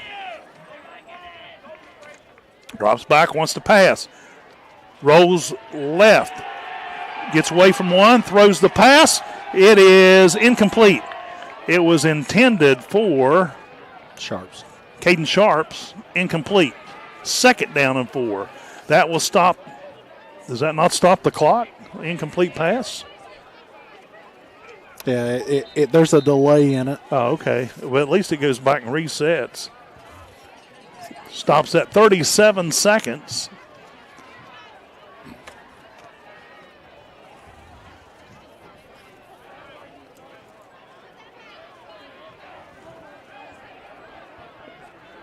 And the play clock never did reset. Peanut Brown goes to the huddle. Now they reset it at 40 seconds. Skyhawks come to the line. Same formation, 4 receivers. Cooper Grant to the left of Peanut Brown. Brown takes it, drops back, wants to pass. And it is caught by Sharps. And Sharps is wrapped up as soon as he catches it, but they'll mark him down at the 46-yard line. First down, Skyhawks. Stops the clock. Scott took a timeout. And I'm looking. Apparently there may be a flag on the play. Sherman's clapping. They're talking to a Sherman captain out there. 40 on the offense, number 21. 10 yards from the final foul. 2nd down. Wow. Big penalty for Scott. That takes the ball all the way back to the 35-yard line. It's going to be 2nd down and 15. Skyhawks out of the huddle.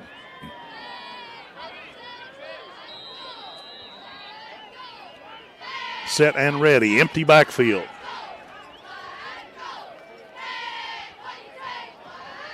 Peanut Brown, he's in hot pursuit. They get it. Throws it. It's complete to Mason Brown at the 50.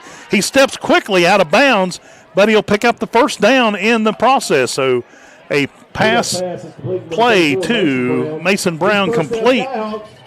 1st and 10 at the Sherman 49-yard line. So I guess that was a gain of 16 yards on the play. 14 seconds on the game clock.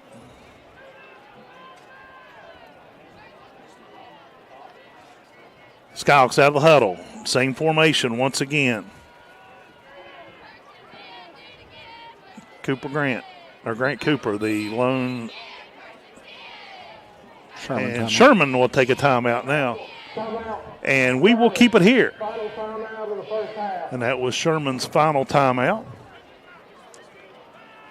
But Scott is going to have to make some adjustments at the half on the way they're running, the way they're tackling. That one touchdown, long touchdown that Sherman ran, they stuck the arm out and just brushed him basically, and he was gone on that long touchdown. That was Trey Lester on the 80-yard touchdown. That was on the kickoff return, but it was Sprouse. Or that was Lester. Yeah, that carried the big had long. A 43-yard rush. Sherman now comes out of the huddle, coming back to the field. The thing that Scott has to do, and we had talked about, they haven't been, but the one place where they've been consistent all year has been up front on offense and defense, and that is what has kind of let him down the most here thus far. Peanut Brown's gotten a ton of pressure on him from the offensive side, and they've not been able to do a good job of getting too big of a push up front on defense. 4 receivers out for Scott. Peanut Brown from the gun. Neal comes in motion. Brown drops back, Throws a pass down the field. It is thrown a little short, intended for Caden Sharps. Sharps was cutting across the field at the 25, but the ball was just a little low. If he is able to hit him in stride and lead him up the field towards that far sideline, then it's a foot race to see if Caden can get into the corner of the end zone right there. But again, Peanut just kind of leaves it just out of the reach and low, short of Caden Sharps. Second down, 10 for Scott. Ball at the Sherman 49-yard line. 9 seconds remains on the clock. Skyhawks out, same formation, 4 receivers. Peanut Brown from the gun. Mason Brown goes in motion. Peanut Brown drops back. And he is caught from behind. He will go down. Loss of 2 yards on the play. And we got a Scott player down back. Not sure. It's 77. Moose Miller down in the backfield. Timeout, Scott. Final charge timeout of the first half. So we have a timeout on the field and also a timeout for an injured player. But yeah, Joe, that's just the perfect example of what I was saying right before that play is Scott's just done a terrible job, and there's no easy way to say it. It's just been a terrible job up front on both sides of the ball right now. It's just they're not able to keep Peanut clean in the pocket. He is constantly on the move. Sometimes it's been for the good. So you got to think about right here, if you're Scott, maybe rolling the pocket for him to give him a little bit extra time. Or, as we're seeing the replay right here. License plate 714-669A. We need you to move. But, yeah, you got to figure out a way to keep Peanut Brown clean right now from that quarterback position. And then up front on the defensive side of the ball, you've got to be able to find a way to get pushes up front in order to either, A, get off your blocks, or B, open up the gaps for the linebackers to come in through, because right now it's one cut and up the field for the Sherman running backs. Moose Miller gets up under his own power. I think he got winded there. It's his shoulder. It's his left shoulder. Oh, okay. It's 77, yeah. Yep. Oh, Eli Gillespie. I'm sorry. He walks off the field under his own power. After the timeout, we have 3 seconds on the clock. Scott has time for one play and one play only, and it will be the final play of the first half. You're about to find out just how far Peanut Brown can Hail Mary it down the field. 4 receivers.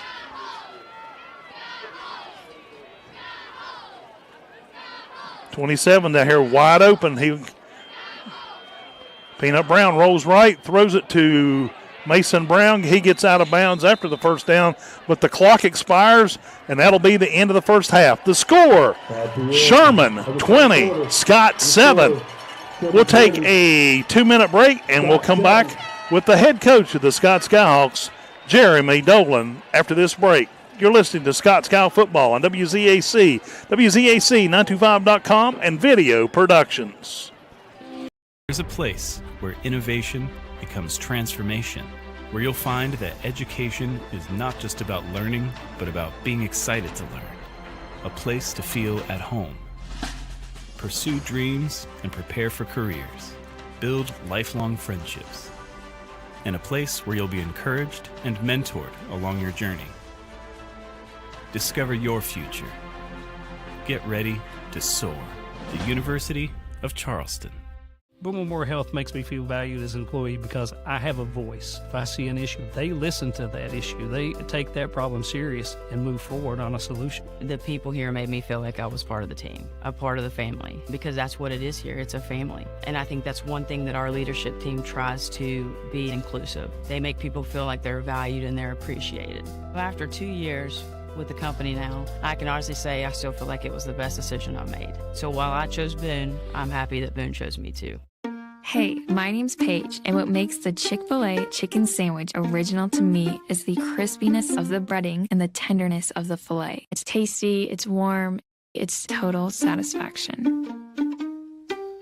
Hi, this is Tanya, and what makes the Chick-fil-A chicken sandwich original to me is that warm bun, the perfectly seasoned chicken, and that pickle. Woo! I love it. There's a taste of my childhood in every bite.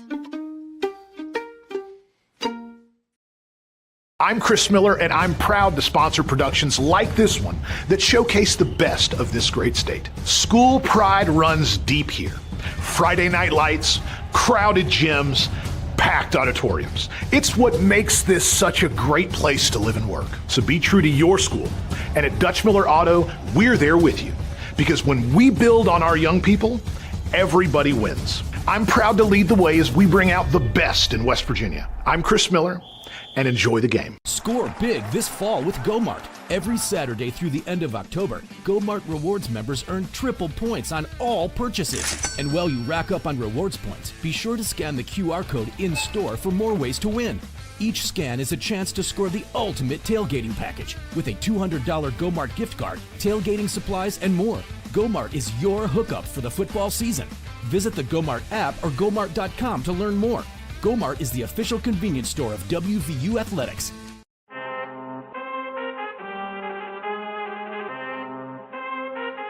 I need all the wins, yeah. Ain't no L's, I gotta get a no call and quits, yeah. Gotta keep on moving no matter how hard it gets, yeah.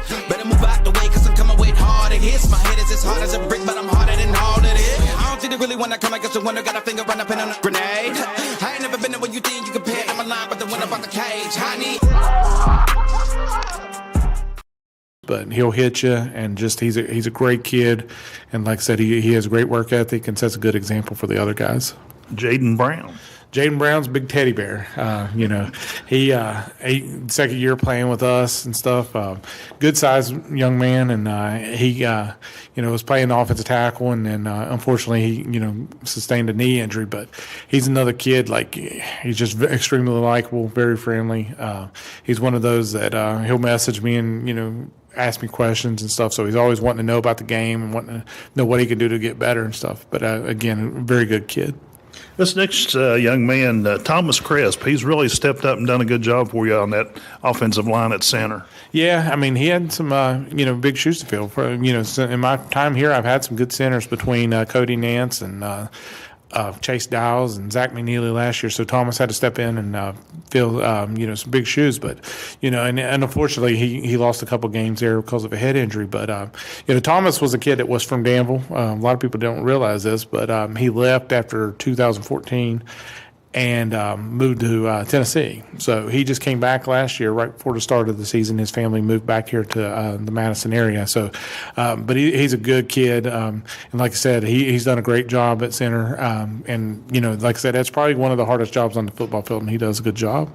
Actually, I'm going to skip this guy, and we'll come back to him here in a few minutes. But let's talk a little bit about Tucker Breelove. This kid's come a long way and does a fantastic job kicking for you. Yeah, Tucker's stature-wise, you look at him, and you're like, man, he looks small. But pound for pound, he's one of the strongest kids in the weight room. Like, he works his tail off in the weight room, and his reps on his bench and stuff like that was right up there with some of the big guys, to be honest with you. But I tell you, like, you look at him and you wouldn't think he could boom a football the way he does. But, I mean, he's done a great job kicking and gotten better every year.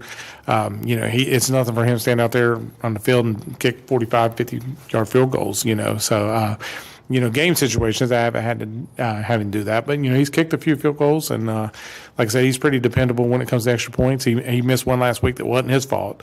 Somehow our kicking block got misplaced during halftime. But other than that, he'd probably be perfect on the season if it weren't for that. Felipe Curry. Felipe, he is a kid that shows up every day for practice. He don't play a lot of varsity minutes. He plays some special teams for us, kickoff and stuff. But I've told him how proud I am of him, but even sometimes I don't know if he really realizes what he really does for the team.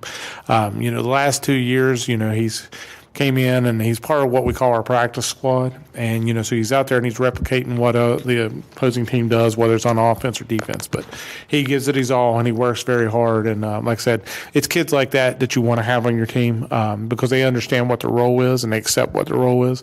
And they do it to their best ability. And Felipe is one of those. He works very hard. All right, Coach, let's take a break, and we'll come back and talk about the rest of the seniors on the ball club after this. We're talking to head coach Jeremy Dolan. We'll be back with more of our Miller Brothers halftime report here on WZAC and the Skyhawks Sports Network. Today's card. You have a goal. You know what you want. Start with us, New River Community and Technical College, your community college. Take classes online or in a classroom in Beaver, Lewisburg, Summersville, or Princeton, or step outside the classroom in one of our technical or health programs. Find flexible and affordable options to help you reach your goal. It's closer than you think when you start with us, New River Community and Technical College. Apply today. At Thornhill Auto Group, you always get more. More selection, more brands. Plus more of the people you know and trust. With coverage you can count on. Come experience a better way to buy at Thornhill Auto Group. At Thornhill Auto Group, you always get more. More selection, more brands. Plus more of the people you know and trust. With coverage you can count on. Come experience a better way to buy at Thornhill Auto Group. Calendar notifications, emails, texts. These are all distractions. They take your attention away from the road, away from stoplights, sudden braking, and unexpected hazards. Distracted driving is dangerous to you and others. And if you're caught with a phone in your hand, it will cost you a minimum of $100, or even worse, it could cost a life. Keep yourself and others safe on the road. Put the phone away, or pay. This message is brought to you by the West Virginia Governor's Highway Safety Program. Geno's is spicing things up with 2 new specialty pizzas featuring our new hot honey sauce. Our hot honey pizza is topped with red pepper flakes, sliced Italian sausage, jalapenos, and onions. The sweet heat pizza features slices of Italian sausage, green peppers, and onions. Both are drizzled with our signature hot honey sauce. Hot honey, it brings the heat. Sweet heat, the perfect balance of spice and sweet. 2 bold new flavors, available for a limited time at Geno's Pizza and Spaghetti House.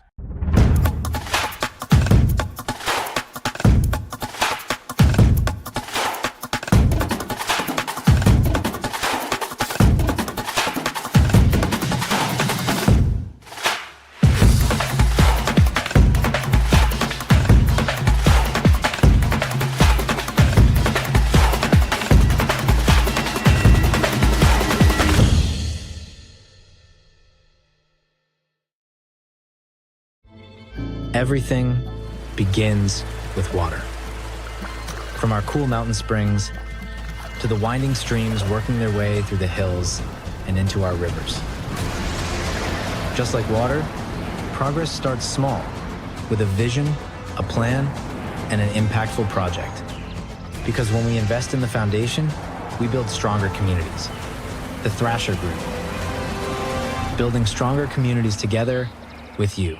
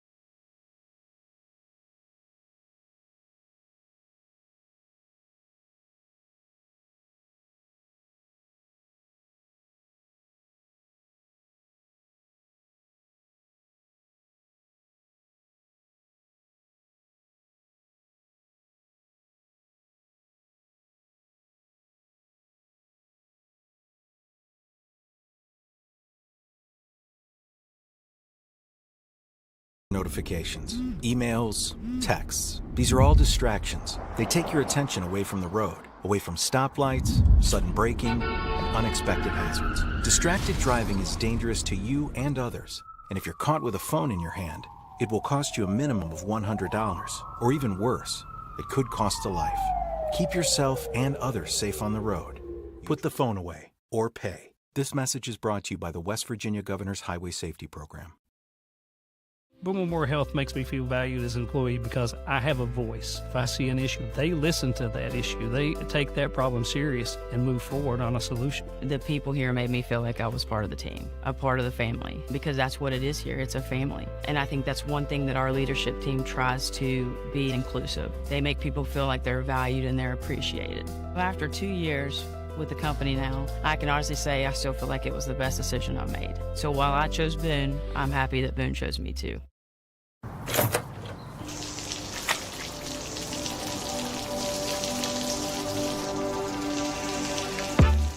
I never thought this would happen.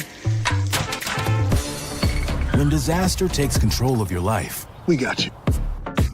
Get it back with a single call to the team that shows up fast to make things right. ServPro, like it never even happened. There's a place where innovation becomes transformation, where you'll find that education is not just about learning, but about being excited to learn. A place to feel at home. Pursue dreams and prepare for careers. Build lifelong friendships. And a place where you'll be encouraged and mentored along your journey. Discover your future. Get ready to soar. The University of Charleston. Struggling with high school? The Mountaineer Challenge Academy in Kingwood and Montgomery provides the structure to help you succeed. You can earn your high school diploma in 22 weeks. Call us today or visit wvchallenge.org. What we do here is more than just a job. We make a lasting impact every day. The architecture, engineering, and field services professionals at Thrasher are providing the know-how to make projects successful. Whether you're just starting out or looking to advance, you'll find career paths that align with your goals and a company that's committed to your growth. At Thrasher, it's more than just another day on the job. It's the foundation for a better tomorrow. League on up, though. I mean, you've been with some of these kids a long time. Yeah, and you know, like Ethan and Mason, I know I've had every year except for their 8th grade year. Caden and Ryan, I've had sporadically throughout, and like I said, Hunter played his freshman year and stuff. So, but a lot of them, like you said, whether they played football for me at Danville Panthers or Danville Hawks, they played other sports with some of my other kids and or my personal kids, not my other kids, but my personal kids. And sometimes I feel like they're my other kids, but my personal kids, you know. So they, you know, that's one thing about growing up in a small community. You get to know them, you know. And some of them I coached in other sports because, you know, I did coach some grade school basketball at Brookview and coached middle school basketball one year, and so I've got to know most of these kids throughout the years, you know, as they were boys and getting to watch them grow into young men and stuff. It's been a special, you know, last 10, 12 years that I've been here and been in this community, and like I said, and most of their parents I know too on a personal level, and you know, so that's always a good thing too, because I know most of them's got good influences at home, and you know, so hopefully, you know, myself and my staff have been able to help contribute to a little bit of their success in life moving forward. But they all come pretty much from strong homes too, which is important. Coach, thank you very much. Coach Jeremy Dolan, the head coach of the Scott Skyhawks. We'll take a break and we'll be back with more of our Miller Brothers halftime report after this. You're listening to Black and Gold Football on WZAC, the Skyhawks Sports Network and Video Productions. Miller Brothers Farm.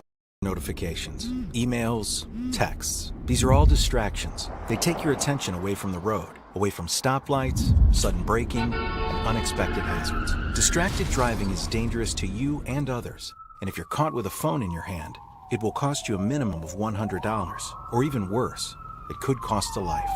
Keep yourself and others safe on the road. Put the phone away or pay. This message is brought to you by the West Virginia Governor's Highway Safety Program. Boomel Moore Health makes me feel valued as an employee because I have a voice. If I see an issue, they listen to that issue. They take that problem serious and move forward on a solution. The people here made me feel like I was part of the team, a part of the family, because that's what it is here. It's a family. And I think that's one thing that our leadership team tries to be inclusive. They make people feel like they're valued and they're appreciated. After 2 years with the company now, I can honestly say I still feel like it was the best decision I made. So while I chose Boone, I'm happy that Boone chose me too.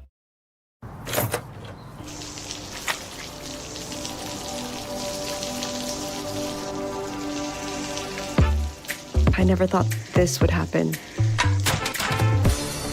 When disaster takes control of your life, we got you. Get it back with a single call to the team that shows up fast to make things right. Serve Pro, like it never even happened. There's a place where innovation becomes transformation, where you'll find that education is not just about learning, but about being excited to learn. A place to feel at home. Pursue dreams and prepare for careers. Build lifelong friendships. And a place where you'll be encouraged and mentored along your journey. Discover your future. Get ready to soar. The University of Charleston. Struggling with high school? The Mountaineer Challenge Academy in Kingwood and Montgomery provides the structure to help you succeed. You can earn your high school diploma in 22 weeks. Call us today or visit wvchallenge.org. What we do here is more than just a job. We make a lasting impact every day. The architecture, engineering, and field services professionals at Thrasher are providing the know-how to make projects successful. Whether you're just starting out or looking to advance, you'll find career paths that align with your goals and a company that's committed to your growth. At Thrasher, it's more than just another day on the job. It's the foundation for a better tomorrow. 3 turnovers. Peanut Brown, 10 of 20 for 136 yards, 2 interceptions. Mason Brown, 4 carries for 30 yards, 3 catches for 41 yards. Cooper Grant, 4 carries for 9 yards. Caden Sharps, 6 catches for 90 yards. And then Ryan Neal, 1 catch for 5. And in the scoring department, Chase Southern on Scott's opening drive picked up a fumble recovery, carried it 72 yards for a touchdown. The PAT failed. Sherman led 6-0. Then Levi Sprouse carried it in on a 1-yard carry with 3 minutes to go in the second quarter. They scored Elijah Polly, quarterback keeper, 14-0 Sherman. Then Peanut Brown connected, or actually ran it in on a 5-yard run for Scott, 1:29 to go in the first half. Kyle Breelove come on, kicked the extra point. Sherman led 14-7. And then Trey Lester, an 80-yard kickoff return, and the PAT failed. Sherman leads it 20-7 at the half. Scott has it teed up, ready to get this second half underway. Kyle Breelove puts it on the ground. They're going for the onside kick, and the ball is recovered by... Are they going to say illegal? I don't know. Touching? It's Scott's Kyle ball. I think it was Caden Sharps. Got it. Caden Sharps comes up with the onside kick. Nice call by Scott. They ran that, when was that? Last week? 2 weeks ago? And it paid off for him and paid off again tonight. Ball is spotted at the Sherman 47-yard line. Skyhawks have it 1st and 10.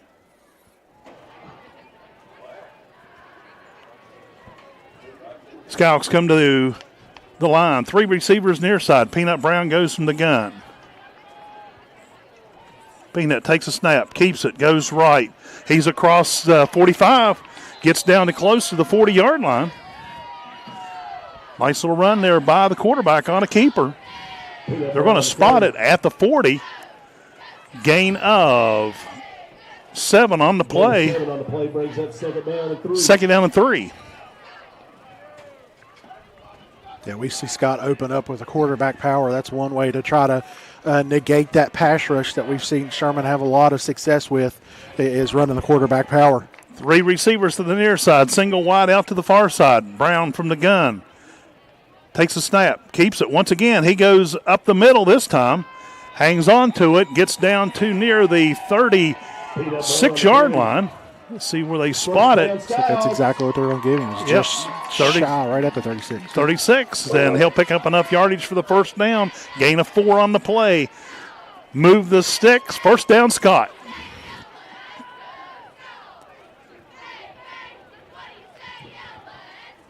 Skyhawks will bring 3 receivers back to the near side.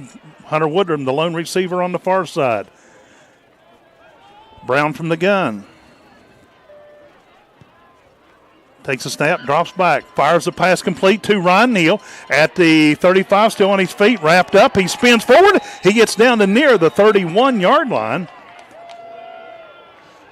on the pass completion from Peanut Brown to Ryan Neal. They're going to actually spot it at the 31-yard line. Gain of 5 on the play. Yeah, that's something that we've been calling for all season, is getting the ball into the hands of Ryan Neal more, especially on the boundary out here, letting him make plays, because he is the one person on this Scott offense that has enough shiftiness to where he can make a couple guys miss. Now Scott will send 3 receivers to the far side. Brown from the gun. Takes it. He keeps it. He goes up the middle. He runs into a player, and he almost broke loose. He falls forward. He'll get back to the line of scrimmage. But that was a lot of effort on Peanut Brown's part. Yeah, just not a very good job of blocking up front right there. You see the middle linebacker. He just wrecks that play. He's able to get through the offensive line fairly easily and is able to force Peanut to make a decision to cut back to his left. Well, whenever he done that, one of the defensive tackles was right there to get his arms around him, and luckily Peanut was able to kind of get away just enough to get back to the line of scrimmage to make this a 3rd and 5 instead of a 3rd and 7 or 8. 12 seconds on the play clock. Skyhawks break.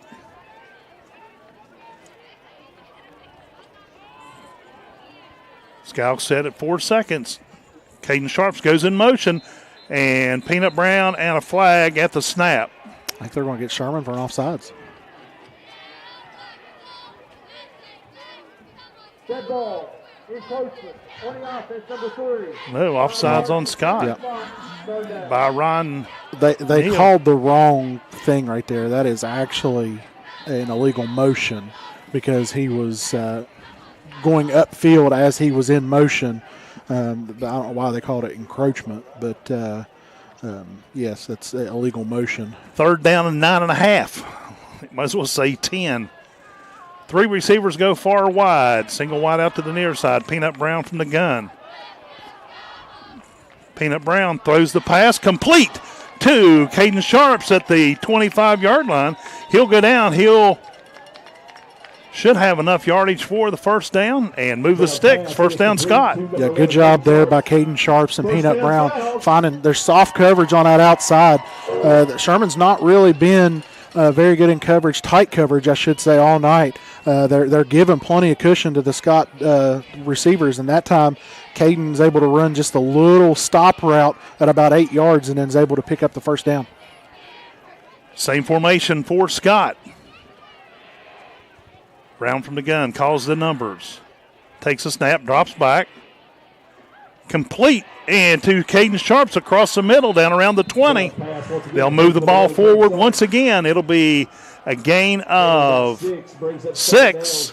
2nd down and 4 for the Skyhawks. Yeah, again, soft coverage out here on this outside by Eli Pauly, the corner for Sherman. You're seeing him bail even before the snap comes. So if you're Scott right now, you really need to eat alive these short, quick passes to the outside and utilize the leverage that the Sherman secondary is giving you right now on both sides. Play clock down. Now it's reset. Oh, there's an injured Tide. Oh, okay. Over there. He's coming off the field now. I can't see what that his number is. Number 69. That is Luke Elkins, but he's walking off under his own power. Skyhawks break the huddle. He's their lone senior on the offensive line, too. Yeah. Skyhawks go with that same formation. 3 wideouts to the far side, single receiver to the near side. Brown from the gun. And a flag. Motion on Scott. Dead ball. The false start on the offense, number 77. 5 yards. So that'll be on Moose or Eli Gillespie. Move the ball back 5 yards. 2nd down and 9 now for the Skyhawks.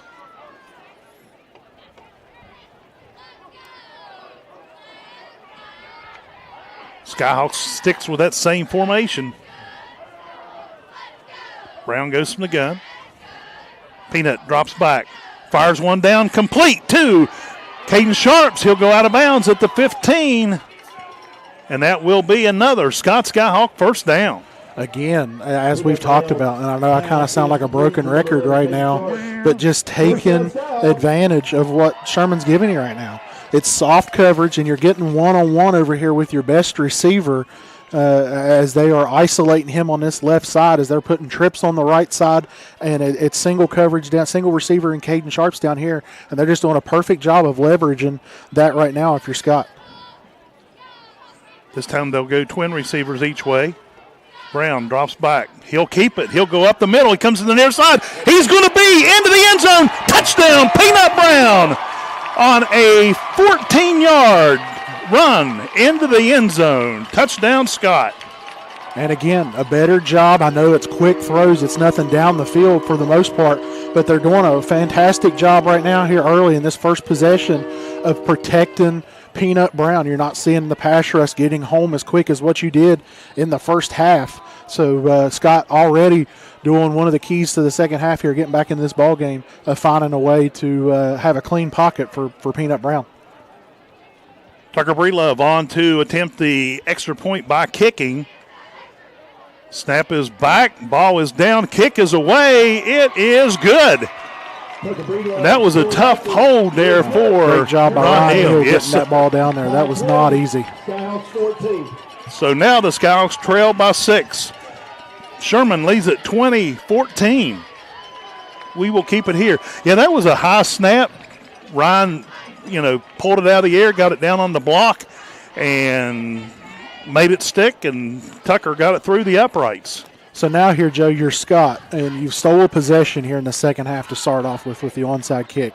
So now if you're the Scott defense, this is the most important possession of the ball game right up to this point, because a 3-and-out here right now would give you all the momentum you need to come down here and get right back into this ball game. I know it's a 6-point ball game right now, and you could say, well, you're in the ball game right now, Chris. But the thing is you've got to be able to stop the Sherman offense from being able to run the football, because since about the start of the second quarter or just before it, Sherman's been able to run the ball at will on you. And as we've said, it's been one cut and up the field. It's not been a lot of trying to find holes or anything like that. It's been one cut and up the field. So if you're Scott, you've got to do a good job of being disciplined in your run gaps, staying home, and not trying to arm tackle. So now Tucker Breelove has it all teed up and ready to kick it away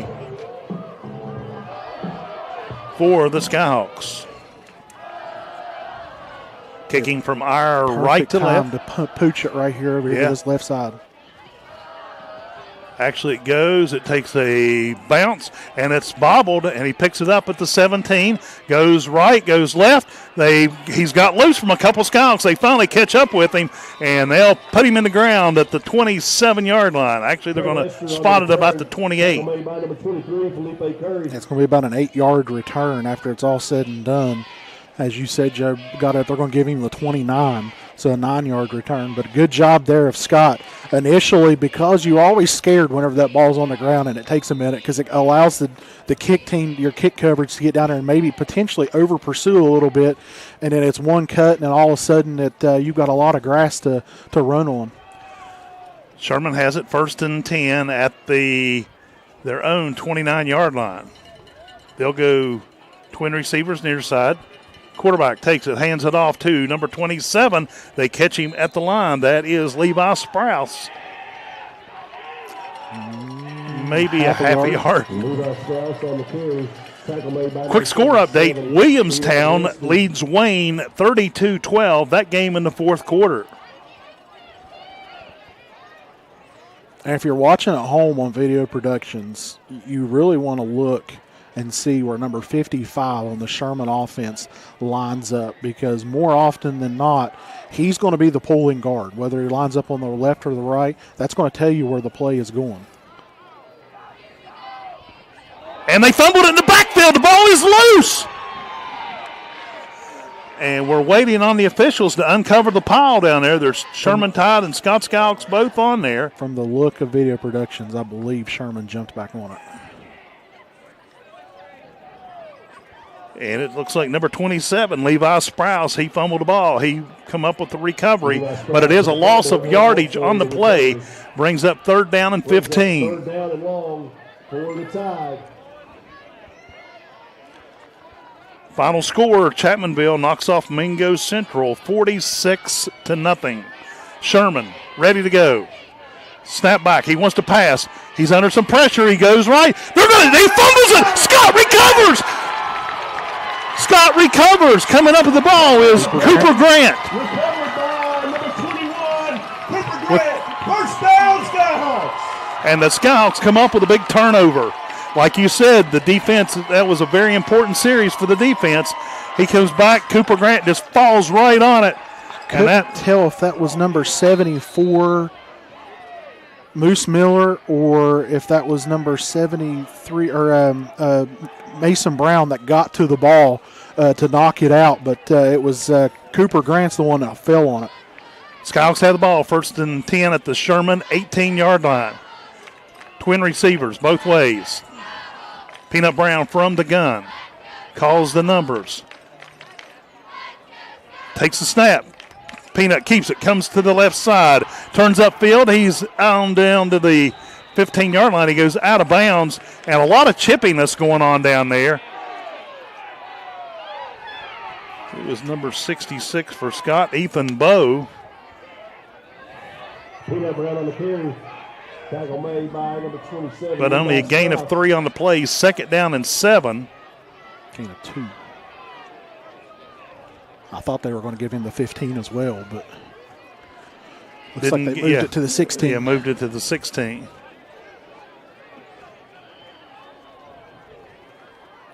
But if you're Scott, you couldn't ask for a better start to the second half. And if you're Sherman, this is just a nightmare scenario right here as you start the second half. Twin receivers go each way for Scott. Single running back in Cooper Grant. Peanut Brown turns, throws, complete, on the run to Ron Neal, into the end zone. Touchdown, Scott, Skyhawks. It wasn't the full-fledged RPO, but that's exactly what they mirrored right there. They fake like they're going to run it with Peanut Brown.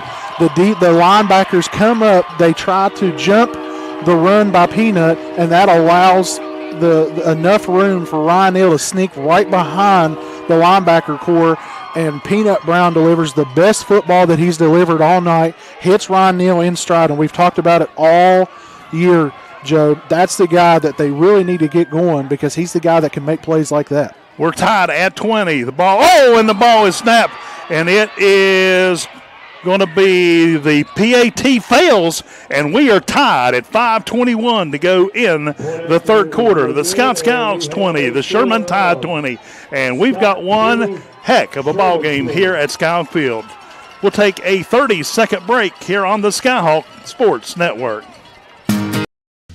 Before you hit the hiking trails with your crew, make a quick stop at your local Little General convenience store. We've got the snacks, drinks, and gas to keep you going. Because every great hike starts with a little planning and a lot of snacks. We're proud to be part of your journey, rooted in West Virginia and built for the road ahead. Little General Stores. Fuel your adventure the West Virginia way. Let's get back to the action. Here is the voice of the Scott Skyhawks, Joe Linville. With 5:21 to go in the third quarter, we have a tied ball game between the Scott Skyhawks and the Sherman Tide. Scott has scored 2 touchdowns here in the second half to get right back in it. Tucker Breelove has it teed up, kicking off from our right to left. Breelove checks with both sides of the line. He is set and ready. Here comes Breelove. High end over end kick. It's away from the return man. It rolls inside the 10. He picks it up at the 9. He comes upfield, and he's got some space, and he is brought down by Addix Pennington at the 21. Also in there on the tackle is Scott's number 34, Mason Brown. And Trey Lester, he's the one that had that return, but he's hobbling off the field over there, and that's a big part of the Sherman offense.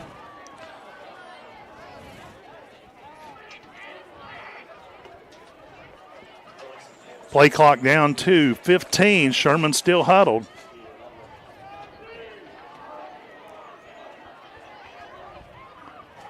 Here comes the Tide out of the huddle. 5 seconds on the play clock. They get it off, and a flag. Also, they're going to give them timeout. And Sherman will call a timeout. We'll take a quick timeout as well. 5:16 to go in the third. We're tied at 20 between the Scott Skyhawks and the Sherman Tide.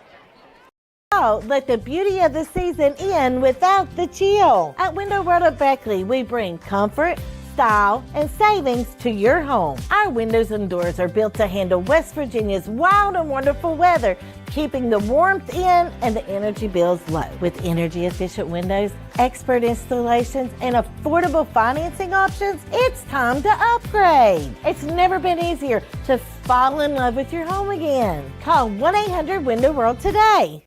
At Thornhill Auto Group, you always get more. More selection, more brands. Plus more of the people you know and trust. With coverage you can count on. Come experience a better way to buy at Thornhill Auto Group.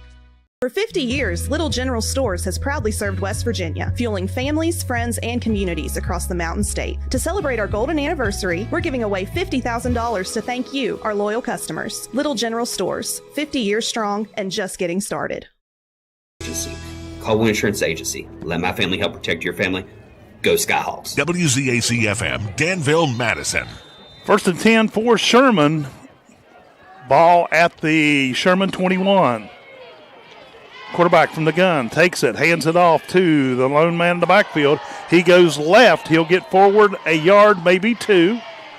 It's Dawson Green. Dawson Green on the carry, gain of about 1 on the play. Gain of a yard on the play, 2nd down and 9. Yeah, as I said, Trey Lester going out. I know they still have Levi Sprouse, but Lester's that guy that I believe is more of the dynamic back of being able to get out into space and get extra yards.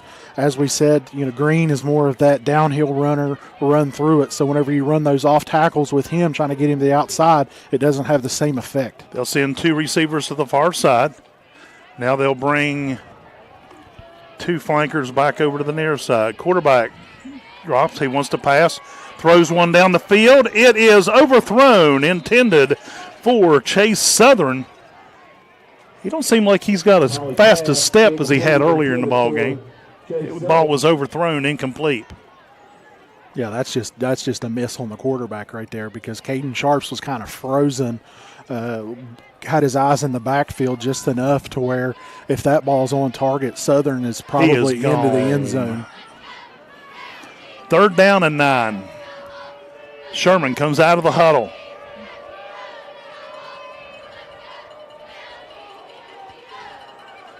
They'll go with the same formation. Quarterback takes the handoff, pitch forward to number 6. He goes around the outside. He's got the 1st down and more, and they come up from behind and take him down. That is number 59 for Scott making the tackle. That is Charlie Ball. Yeah, this time they run. It's a form of the wing in the shotgun offense. They fake the inside handoff to Green, and then they just bring Adkins from that little tight end spot, flanker spot. They bring him inside, and it's just an inside toss play, going a little misdirection play, and he's able to pick up about 17 yards on the play and get a 1st down. 1st and 10 from their own 39. And he'll hand it off to number 40 into the line, and he is brought down by Scott's number 75. It's not on our roster. Gavin McMicken on the tackle for Scott. Gain of a 3 on the play, 2nd down and 7. Move the ball up to the Sherman 42. Tide comes out of the huddle. Plenty of time on the play clock. And on the handoff, being chased, he throws the ball away. Putting the pressure on him back there is none other than Mason Brown. Yeah, it was a play-action pass, and just immediately there's pressure on as Mason Brown beats the right tackle, and it just forces the quarterback, Eli Pauley, to kind of go to his right and on the run, and it doesn't give him enough room to be able to complete that pass, which had a crosser coming across the middle, which was number, I'll find it, Colby Atkins, number 6. 3rd down 7. Sherman comes to the line. They'll send single wideouts each side of the line. Quarterback drops back, wants to pass. And he comes up, and they catch him, they sandwich him at the 50, actually at the 46. And he will pick up about 4 more. See where they spot it. They'll spot it at the 47. 5-yard gain.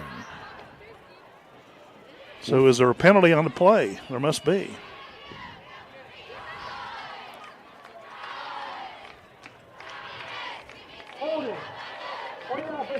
Holding on Sherman. So that Scott will take the penalty. Penalty occurred right at the line of scrimmage. They'll put the ball back and spot it at the 33-yard line. So it will be 3rd down and 18. The Tide breaks the huddle. Single wideouts both ways. Quarterback from the gun drops back, looking to pass. Throws one down the middle of the field. It is caught wide open. And that is going to be Southern. He is into the end zone for a touchdown. He was wide open. That was a 68-yard touchdown play. Yeah, this time again, just Scott getting caught with their eyes in the backfield, and they just allow the Sherman receiver, Southern, just to run right past them.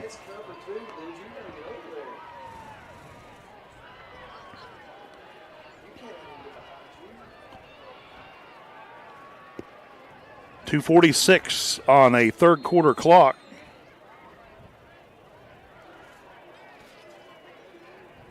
And Sherman takes a 6-point lead. Sherman going for the 2-point conversion.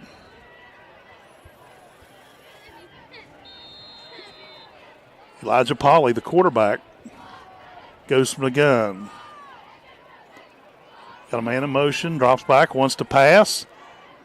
Rolls left. Mason Brown chasing him down. He throws it. It is going to be incomplete. That was a great job by Peanut Brown. He jumped the route to Colby Atkins that Pauley was wanting to go to. So we'll take a 30-second timeout as Sherman jumps back out to a 6-point lead. 2:46 to go in the 3rd quarter here on the Skyhawk Sports Network. Tackle. With Erie Insurance here at Caldwell Insurance Agency, I want to provide you with the best customer service available. I want to provide you with coverages that nobody else can provide you with, along with affordable rates.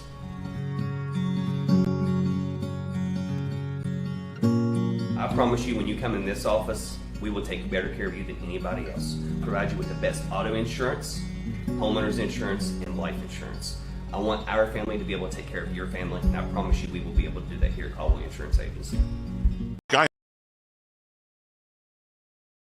As the Sherman Tide puts another 6 points on the board, they jump back out to a 26-20 lead with 2:46 to go in the 3rd. Sherman will be kicking from our left to right. Back deep for the Skyhawks will be Caden Sharps and Hunter Wood. And the kick is going to be taken at the 30 by Scott. Coming up the side up to the 40, it's Ryan Neal on the return. And he'll get about a 10 or 11-yard return out of it. And the Skyhawks will put it in play. at their own 40. So a 10-yard return by Ron Neal. Gave him a good spot. Actually, give him a spot, yeah. 41, yeah. 11-yard return. I would really like to see Scott continue to try to utilize that RPO, freeze those linebackers just enough to where you're able to hit those slant routes. Triple receivers go wide to the far side. Peanut Brown from the gun, hands it off. And coming up the middle for a 4-yard gain, a flag on the play. That may be a face mask. Going to get 5 yards as of right now to the 46. Here's the call. Face mask. Sherman. They'll move it up 5 yards. It'll be a first down for Scott. Moves the ball over to the 49-yard line of Sherman. Skyhawks go with triple receivers far side, single wide out near side. Peanut Brown drops back, wants to pass, throws one downfield. Caden Sharps wide open, catches it at the 20, 10-5, touchdown. And Scott just took advantage of lulling Sherman to sleep. They've hit those short pass plays a couple different times. So this time, what do? They run a double move. The cornerback tries to jump the route, and then Caden Sharps just takes off and goes right by him. And then it is nothing but green grass and 6 points for Caden Sharps. Beautiful pass play by the Skyhawks offense. And Skyhawks tie it up. Now the Skyhawks have the opportunity to go ahead by 1 point. Ryan Neal, the holder. Tucker Breelove on for the kick. Snap is back. Kick is away. It is good. And the Scott Skyhawks take a 1 point lead, 27-26 with 2:21 to go in the third quarter. We'll step aside 30 seconds here on the Skyhawk Sports Network. With Erie Insurance here at Caldwell Insurance Agency, I want to provide you with the best customer service available. I want to provide you with coverages that nobody else can provide you with, along with affordable rates.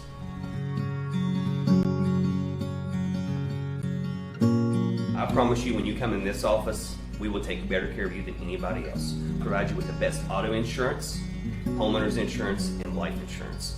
I want our family to be able to take care of your family, and I promise you we will be able to do that here at Caldwell Insurance Agency. The discounts are deeper in Danville at Stevens Auto Center in Danville. That's right, we've got the best deals on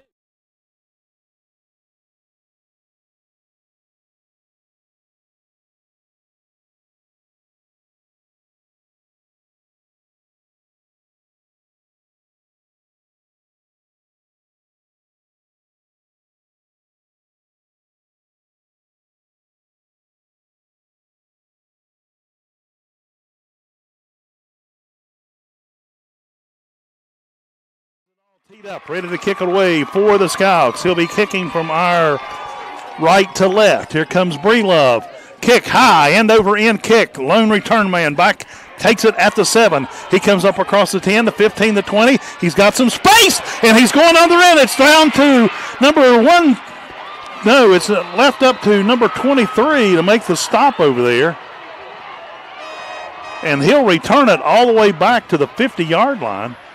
That's number 6, Colby Adkins, and he just found a seam, and he's able to take it to midfield. And 3 Scott defenders run into each other as they try to converge on a tackle, and that's what allows Colby, as he splits the 3, that's what allows him to get up to midfield for a big 42-yard gain on the kick return. Sherman has it, 1st and 10 at the 50.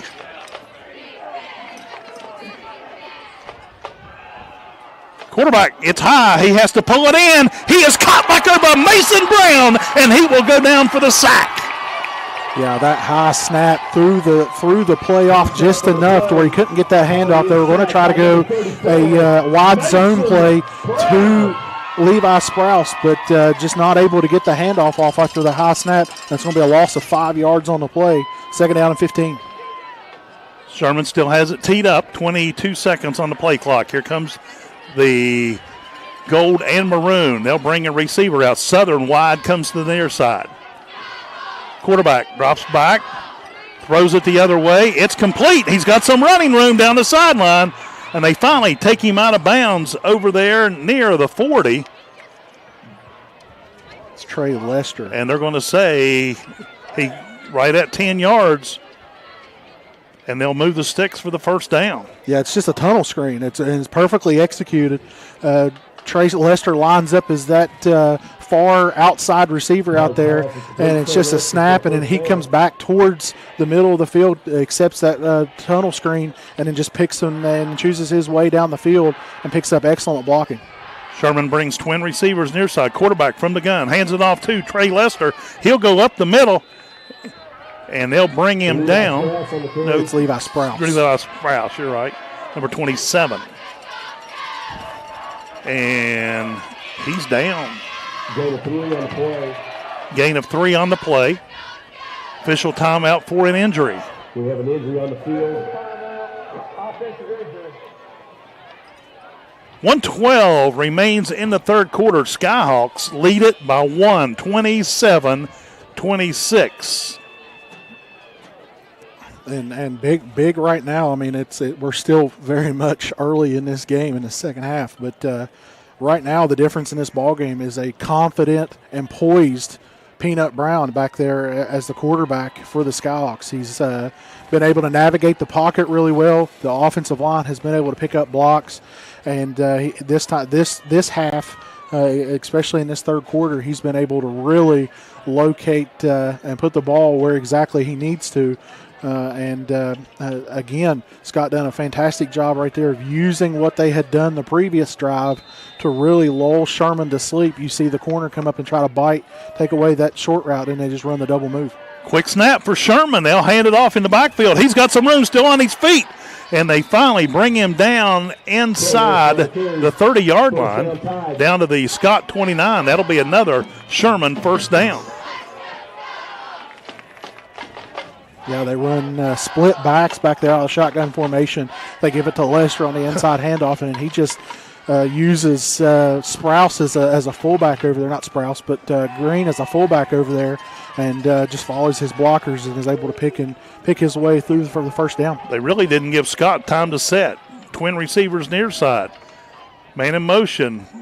Quarterback drops back. Now he's going to keep it. Goes up the middle. He's got plenty of room, and he is taken down over there by number 77, Eli Gillespie. Again, that play right there, I know it's still going to be a 5-6 yard gain, but the thing is Peanut Brown is what was able to blow that play up because they were wanting to run. They had a little drag route from the flanker position right there, and Peanut Brown, again, just like he did on the 2-point conversion, blows that play up, jumps the route, and it makes Pauly pull it, and he is able to pick up 5. Time expires at the end of the third quarter. The score, your Scott Skyhawks 27, the Sherman Tide 26. We'll step aside for a 2-minute break and be back with the final quarter of this rivalry game between the Scott Skyhawks and the Sherman Tide. I never thought this would happen. When disaster takes control of your life, we got you. Get it back with a single call to the team that shows up fast to make things right. Serve Pro, like it never even happened. Before you hit the Hatfield-McCoy trails, fuel up the way West Virginians do at Little General Stores. We're proud to be part of your ride. Rooted in West Virginia and built for the back roads. Little General Stores. Fuel your adventure the West Virginia way. Here we grow again. Pioneer Community Bank is proud to offer a network of banks right here in our communities. By offering you more locations, Pioneer continues to meet all your banking needs where you are. Please stop by our New Harper Road location. We are truly investing in Southern West Virginia. Pioneer Community Bank. Friendly service, great products. Member FDIC, Equal Housing Lender.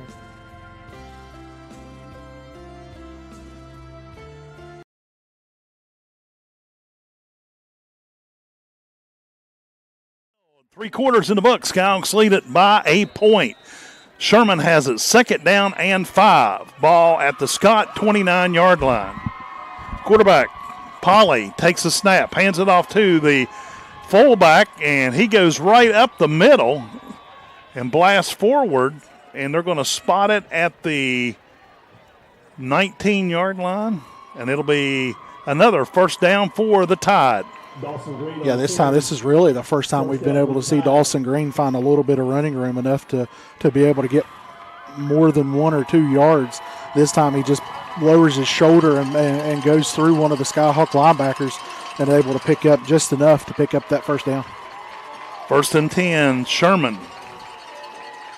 Polly hands it off up the middle once again. And once again, Dawson Green is the ball carrier. Tackle made by number 66, Ethan Bowe. Gain of a yard. That's all that's going to give him. 2nd down and 9. Ball at the Scott 18-yard line. Yeah, that play, that time Scott's number 66, which is Ethan Bowe, done a really good job of hustling down and coming and stopping Green right there at the line of scrimmage. He is able to fall forward for a yard. Twin receivers come to the near side for Sherman. Polly from the gun takes it, hands it off to number 9. He'll go, turn back up the middle. He's got some room, and he's going to go into the end zone for a Sherman touchdown. Yeah. Number 9 is Trey Lester. Again, it's just one cut and up the field, and because of that, Scott just over pursues. You see him coming across the line of scrimmage, looking like he's going to go to the outside, and just cuts it right back into the middle of the field. And then once he does that, there's enough room to make one cut and get into the end zone for a touchdown. Sherman will go for 2. They now lead at 32-27, 10:51 remaining in the ball game.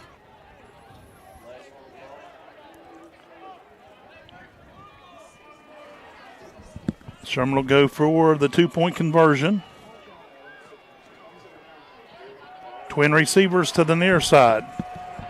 Polly from the gun. Actually, a direct snap to number 9, Trey Lester, and he's into the end zone for the 2-point conversion. Trey Lester.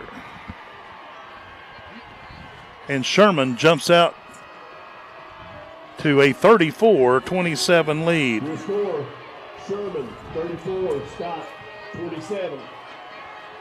We'll step aside for a 30-second timeout here on the Skyhawk Sports Network.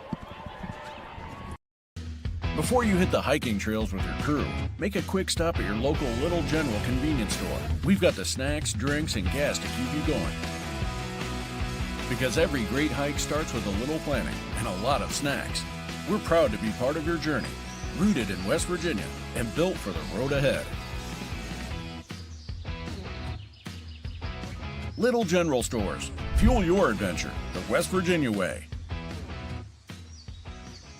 Z92 Country. Turn it up loud. WZAC. Danville, Madison, West Virginia. Back at Scout Field, where Sherman just puts 8 points on the board. They lead at 34-27. Sherman now kicking off from our right to left.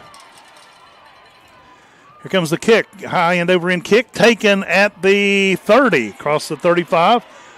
40 still on his feet. Across the 45. Nice return over there by the Skyhawks. Ryan Neal. That's what I thought. And they're going to get it and spot it at the Scott 45-yard line. 1st and 10, Skyhawks. A 15-yard gain for Ryan Neal on the kick return. Peanut Brown comes over and gets the play call from Josh Sharps. 10:45 remains in the ball game. Scott will bring 3 receivers to the near side. Single wide out far side. Peanut Brown, he keeps it. Goes right tackle. And he will pick up 4 on the play. Peanut on the keeper. 2nd down and 6. Ball moves up to the Scott 49-yard line. As you said, Joe, good job there by Peanut Brown going up and getting that. It's a design quarterback run all the way, but it's a good job of going up and getting that and securing it and being able to come down and pick up a short gain.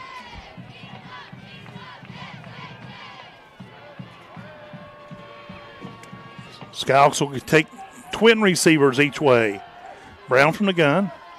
Drops back. Pass complete in the backfield to Cooper Grant. No gain on the play. He'll get back to the line of scrimmage.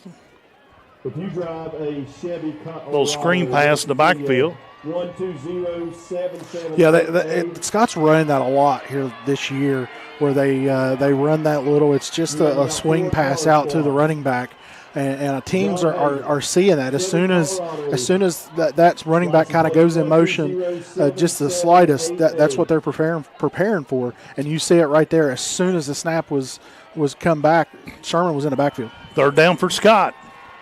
Peanut Brown takes a snap, throws it downfield. It's caught by Caden Sharps down to the 40. It'll be a first down on about an 11-yard pass play. Score update in single A. Number 14, Man, leads number 3, Tug Valley, 14-6. That game in the third quarter. That connection with Caden Sharps now puts Caden Sharps at 11 catches for 177 yards in this game. So that's back-to-back 168-plus for Caden Sharps. 3 receivers, goes wide to the far side of the field. Peanut Brown takes a snap, hands it off into the backfield, and coming around is number 21. He's almost broke loose inside the 20, and that is Cooper Grant on a heck of a run for Scott. Come right down the sideline in front of the Skyhawk bench. And that will spot the ball at the Scott 17-yard, or the Sherman 17-yard line. Yeah, it's going to be a pickup of 23 on the play. And Cooper Grant does a really good job of letting his blocks develop and then getting up, turning it up the field at the perfect time, and is able to tiptoe that sideline enough to pick up a couple more after his first initial contact was made. Peanut calls the numbers. Mason Brown in motion. Takes a snap, hands it off to Cooper Grant. Once again, he comes around to the right side. He's down to the 10. He's slammed out of bounds by number 40. Tackle made by number 40, Dawson Green. Gain of 5 on the play. Brings the ball down to the 12. It'll be 2nd and 5 for Scott. Yeah, again, just a really good job. They send Mason Brown in motion from right to left towards that far sidelines, and it creates enough confusion and enough motion from that Sherman defense to open up a running lane around this outside zone play to this near sideline. And Cooper Grant, again, does a good job of letting his blocks develop and then getting around that outside. 3 receivers go to the Sherman side of the field. Peanut Brown takes a snap. He'll keep it. He comes up the middle. He gets down to 11. He actually went to the right behind the right guard, and we have a Sherman player down. Short man on the play. It is number 27 once again, Levi Sprouse. It's slow getting up. It's a gain of 1, and I don't know if we're going to, you could have seen it on video productions, but if Peanut would have cut that to the left, back over where the center was and replaced where the center was, that would have gave him an opportunity to pick up that first down and maybe even more, but he stayed to the right to follow Cooper Grant, and that allowed Sherman to bring him down for a 1-yard gain. Twin receivers go to each side, this time for Scott. Caden Sharps in motion. Flag on the play. Pass complete to Cooper Grant. Flag on the play. Illegal shift. I think exactly what they're going to get, illegal shift. So that's going to be a 5-yard penalty. The official talking to the Sherman coach. And they want to take the penalty. I don't know that you can. On the offense, 5 yards from the previous spot, third down. I think you have to take the penalty on that because, well, you don't have to, but you can't take the play. I mean, 3rd down and 9 now for Scott. Ball is at the Sherman 16-yard line. Comes Skyhawks out of the huddle. Twin receivers each way. Cooper Grant, the lone running back, to the left of the quarterback, Peanut Brown.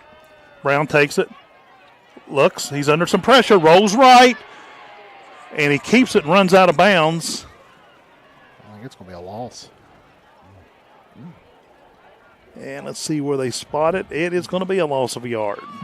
Be fourth down and 10. So now what do you do? I know it's not the popular opinion, but I bring Tucker Breedlove on right here and make it a 4-point game. But Scott's offense is staying on the field.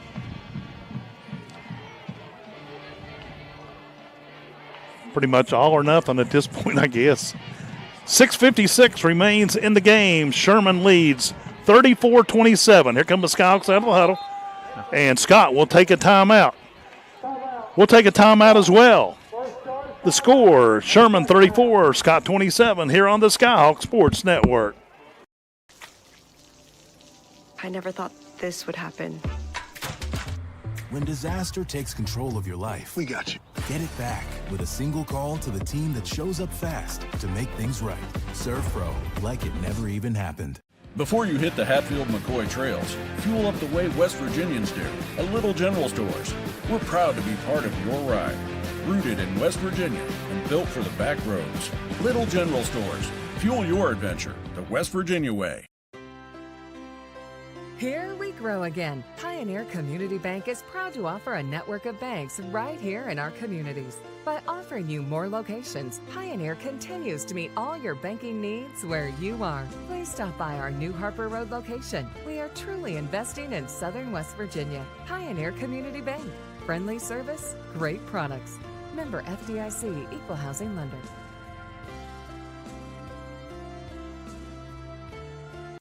Brothers Pharmacy, Main Street, Madison.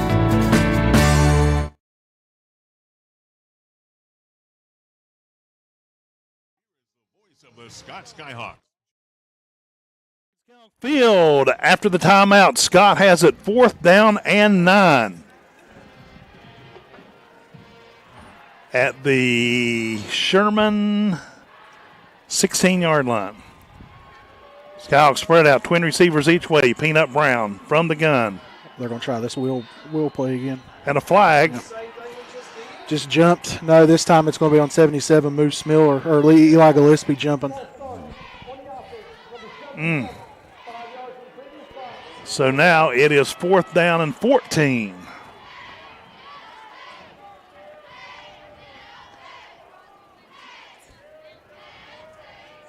Game clock at 6:56. Play has been given to Peanut Brown. Are you going to try to run this same play again after you just gave yourself up? Because it was kind of obvious you were going to run the wheel route again to this far side. I think you got to throw it. Peanut Brown from the gun. Caden Sharp's in motion, drops back, throws it. He caught it inside the 5-yard line. He caught that ball.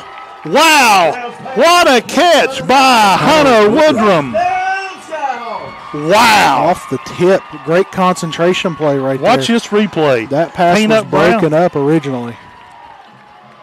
It was a reach in. It bobbled. He caught it on the second effort and fell right at the 2-yard line. Skyhawks have it in tight in the box. Peanut Brown from the gun. Peanut Brown takes it, runs in the middle. He's into the end zone. Touchdown, Peanut Brown. Quarterback keeper, touchdown, Skyhawks. A 3-yard touchdown run by Peanut Brown on the quarterback keeper. Yeah, great job. It was Mason Brown that really got that block that allowed Peanut Brown to get in. He comes up, lined him up as a fullback position, a down fullback, and then he just kind of pulled, in a sense, into that left guard position and is able to pick up a key block. Ryan Neal on to hold the ball for Tucker Breedlove. The kick is up, and it is good. Woo, and we are tied at 34. When I first looked up, the ball was kind of going to the left. I thought he missed it. It was another great hold there by Ryan Neal to get that down for Breedlove to have an opportunity to kick that. That was kind of behind Ryan Neal, and he had to go back, get it, and get it back down in order to get that ball down. And we are tied at 34 apiece. Wow, what a game between these two rivals. The 95th meeting between the Scott Skyhawks and the Sherman Tide. And what a game we have seen here tonight. I would venture to say that this is probably one of the more exciting ones that you've ever seen, to be honest with you. I've seen some dandies over the years. So this is, I've seen the type of offense that you're seeing out of the two teams, where it's been back and forth and the prolific passes, down the field passes. Normally these teams, I know Scott has been known for throwing the football the last couple of years, but normally when these two teams meet, it's a lot of running between the tackles and establishing the run game. Scott will be kicking off from our left to right toward the baseball field. For those that know the layout here at Skyhawk Field. The beautiful Skyhawk baseball field. The beautiful? Oh, okay. Tucker Breelove has it all teed up. Got a return man standing on the near side hash mark at about the 23 and one all the way back inside the 10. And it's going to be on the ground. It rolls inside the 20, inside the 15. They pick it up, and he's got some room. And they finally bring him down inside the 40 at about the 36, 37-yard line. And that's where the Tide will start this drive. Yeah, that's why I've never been a fan at all of the kicks on the ground like that, simply because it's just an opportunity for everybody to over-pursue the play, and that's exactly what's happened 3 times now. That's allowed. Luckily, Scott was able to hold that to a shorter gain, but that was almost disastrous again for Scott. Polly goes into the gun. Single running back. Fakes the handoff, pitch back to number 6. He goes around to the right side. He's got some room over there. And they bring him down around the 45-yard line. Yeah, that's that same pitch play that they ran earlier in the ball game. They fake the inside handoff, and then they pitch it forward to Adkins, which technically goes down as a pass play, and is able to pick up about 7 yards on the play. 2nd down and 3 for the Tide. They'll send twin receivers far side. Polly from the gun, single running back. Now 2 receivers come to this side. Still twin receivers over there. They'll hand it off to Trey Lester. He comes out. He breaks loose, and he cuts back, and they almost let him get away again on the shoestring tackle down there. Was number 77, Eli Gillespie. And if it hadn't have been for that, he may have took off and ran for the end zone. Yeah, it was one of those things, again, you'll see right here on the replay. Peanut Brown has him, and as he's coming through, he ends up tripping over Tanner Simmons, and that's how Sprouse originally gets away and is able to pick up the first down up to the Scott 46-yard line. Game clock at 5:15 and rolling. Here comes the Tide. They'll bring twin receivers to the near side. Polly from the gun hands it off to number 40, and he's still on his feet, spinning forward, spinning through Skyhawks like pinballs. That is Dawson Green. On the carry. 2nd down and 2. Yeah, he's able to pick up 8 on the play and bring up 2nd down and 2. As again, we see a lot of tired Scott defenders out there, hands on the knees and bending over at the waist. Mason Brown's over there, who plays both sides of the ball and is involved in just about every play on the field. He's over there trying to get enough breath into him for the next play. Hands off to number 40. Once again, Dawson Green up the middle. He gets loose from a couple of Skyhawks. Gets inside the 25 down to about the 23-yard line. And he's almost running at will. You watch on the replay. Dawson takes it, goes right up the middle. Plenty of Skyhawks in the vicinity, but they don't make any effort. And we have a Sherman Tide player down in the backfield. That is, looks like number 50. That is Waylon Baldwin. We'll step aside, take a quick timeout with 4:21 remaining in the ball game. We're tied at 34 between the Scott Skyhawks and the Sherman Tide. Let the beauty of the season end without the chill. At Window World of Beckley, we bring comfort, style, and savings to your home. Our windows and doors are built to handle West Virginia's wild and wonderful weather, keeping the warmth in and the energy bills low. With energy-efficient windows, expert installations, and affordable financing options, it's time to upgrade. It's never been easier to fall in love with your home again. Call 1-800-WINDOW-WORLD today. At Thornhill Auto Group, you always get more. More selection, more brands. Plus more of the people you know and trust. With coverage you can count on. Come experience a better way to buy at Thornhill Auto Group. For 50 years, Little General Stores has proudly served West Virginia, fueling families, friends, and communities across the Mountain State. To celebrate our golden anniversary, we're giving away $50,000 to thank you, our loyal customers. Little General Stores, 50 years strong and just getting started. WCAC, Danville, Madison. Back to the action with the Scott Skyhawks on Z92. Injured player for Sherman gets up and walks off the field. A little slow, but he is making his way across to the Sherman side of the field. Sherman will set up two receivers to the left. Looks like they're going with two running backs. And the quarterback, Eli Polly, will go from the gun. They got Lester lined up in the slot over here on this near side. Watch that. Traditionally, they've been running. Polly hands it off to Dawson Green. Peanut Brown is in there to make the stop from behind. Nice job. Peanut Brown comes from his left side over here, or right side, and makes a heck of an effort there for Scott. It's like he was shot out of a cannon. They're going to give him about a half a yard. The ball was spotted just inside the 23, and they're moving it to just outside of the 22. So. Same formation for Sherman. Actually, now they go with three running backs. Hands it off to number 9 around the far side. He breaks free into the end zone. Touchdown, Sherman on a 24-yard touchdown run.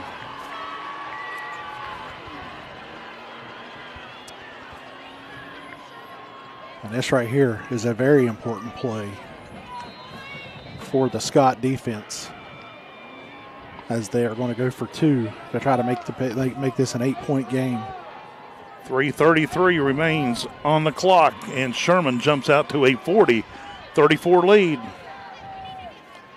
24-yard touchdown run by Trey Lester. Big play for Scott, big play for Sherman. Quarterback, that little pitch, and his knees were down, but they're going to give it to him. Let's watch the replay. Here's the replay coming up. Hands it off to number 6. I think that was close. I think he did get in. Actually, that was close. I didn't think he did, but that's Kobe Adkins. And Sherman now leads 42-34.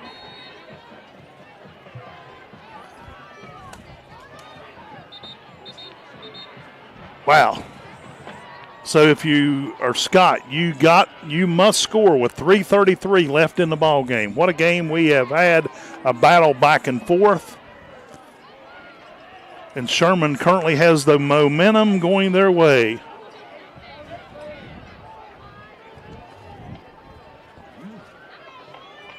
Coming out, the kicker, number 4, Elliott Hanna tees it up for Sherman.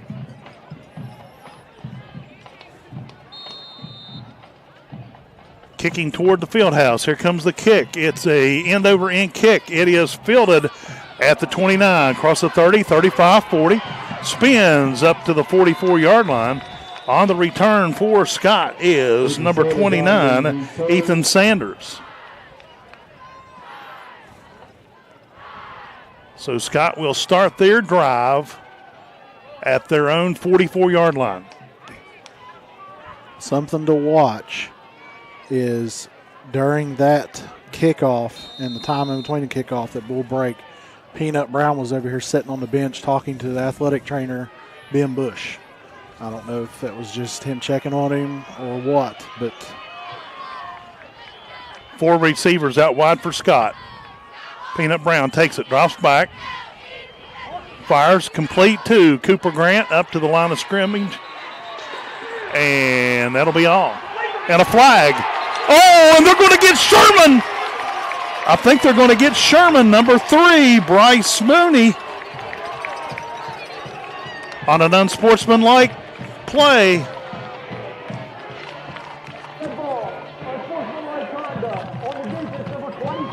On number 27. That goes against Levi Sprouse. That's the taunting. He stood over top of him whenever after the tackle, he stood over top of him and kind of had a couple extra things to say after that play. They need to call that a little more often, especially the Mingo game here. They taunted Scott a lot that night. Moves the ball down to the Sherman 41-yard line. Peanut Brown will go from the gun. Cooper Grant to his right. Peanut Brown turns, throws one down the field. It is way overthrown, intended for Caden Sharps. Yeah, just try to run that little stop route right around the 7-yard mark and just kind of fired it just a little high and outside, a little too hot for Caden to be able to come back and get that ball. Now the clock comes into play for Scott. Clock stops at 3 minutes, 4 seconds. Skyhawk trails by 8. 3 receivers goes to the left. Single wide out to the near side.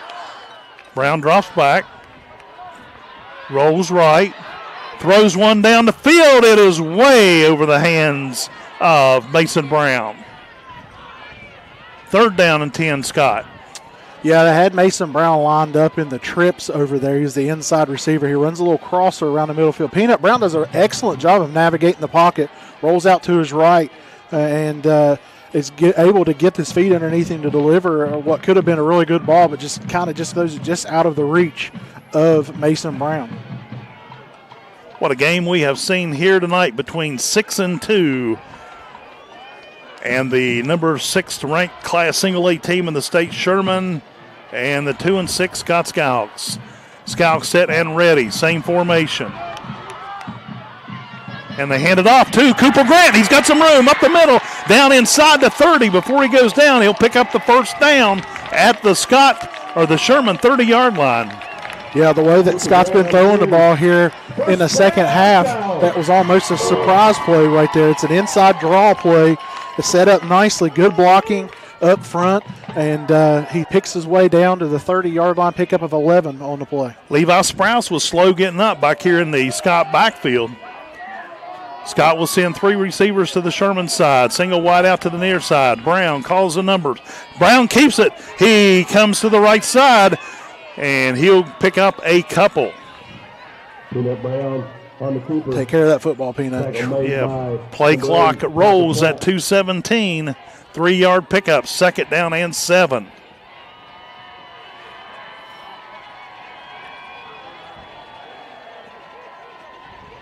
.25 seconds on the play clock.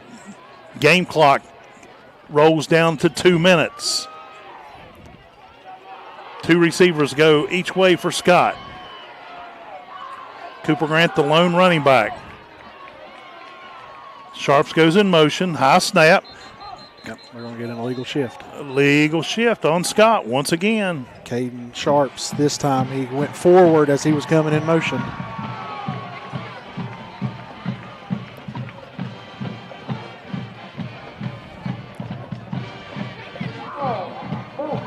False start. That's what they're going to get on Scott. Stops the clock at 1:46. I don't understand why they're calling that false start. It's a legal push. Our water boy and 18 quarterback, Mr. Nate Dog Brenniger. They play the championship on Sunday. Second down and 10 for Scott. Twin receivers each side. Peanut Brown from the gun. Drops back, looking, rolls right, pumps, keeps it, runs out of bounds.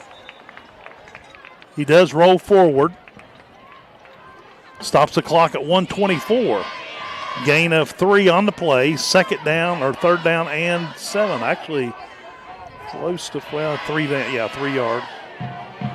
Third down and 7. Peanut Brown scrambles for about 3 yards. Brings up third down.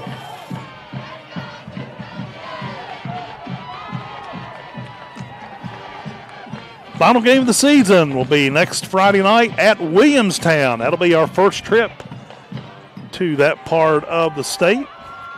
Skyhawks send trips to the left. Single wide out to the near side. Oh, and it's over the head of Peanut Brown.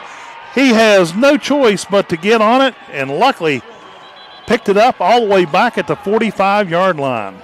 That's going to bring up fourth down and 25. Yeah, if you're Scott, you got to call a timeout right here. And we have a timeout on the field. Second charge timeout. We'll take a timeout as well here on the Skyhawk Sports Network. People's Bank student. Let the beauty of the season end without the chill. At Window World of Beckley, we bring comfort, style, and savings to your home. Our windows and doors are built to handle West Virginia's wild and wonderful weather, keeping the warmth in and the energy bills low. With energy-efficient windows, expert installations, and affordable financing options, it's time to upgrade. It's never been easier to fall in love with your home again. Call 1-800-WINDOW-WORLD today. At Thornhill Auto Group, you always get more. More selection, more brands. Plus more of the people you know and trust. With coverage you can count on. Come experience a better way to buy at Thornhill Auto Group. For 50 years, Little General Stores has proudly served West Virginia, fueling families, friends, and communities across the Mountain State. To celebrate our golden anniversary, we're giving away $50,000 to thank you, our loyal customers. Little General Stores, 50 years strong and just getting started. With the Scott Skyhawks on Z92. It's do or die time for the Skyhawks. Fourth down and 25. Ball all the way back to the Sherman 45-yard line. Josh Sharps calling in signals. Peanut Brown drops back. Hail Mary pass down the field. It is deflected, and that will be your ball game. Well, minute 9 remains on the clock, but now Sherman just has to run out the clock, and they will pick up a 42-34 victory.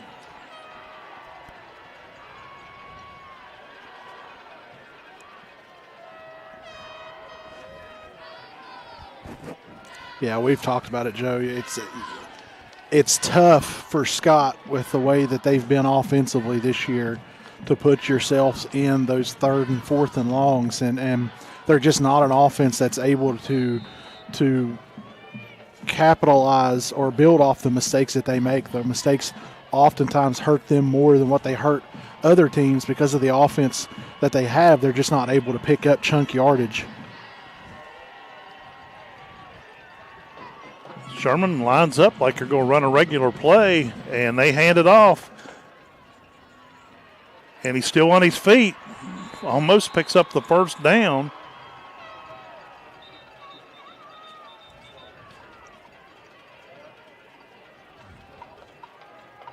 And Scott taking a timeout. And the Skyhawks do take a timeout.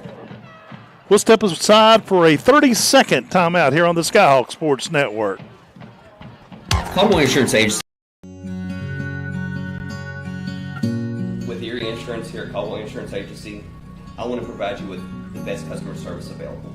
I want to provide you with coverages that nobody else can provide you with, along with affordable rates.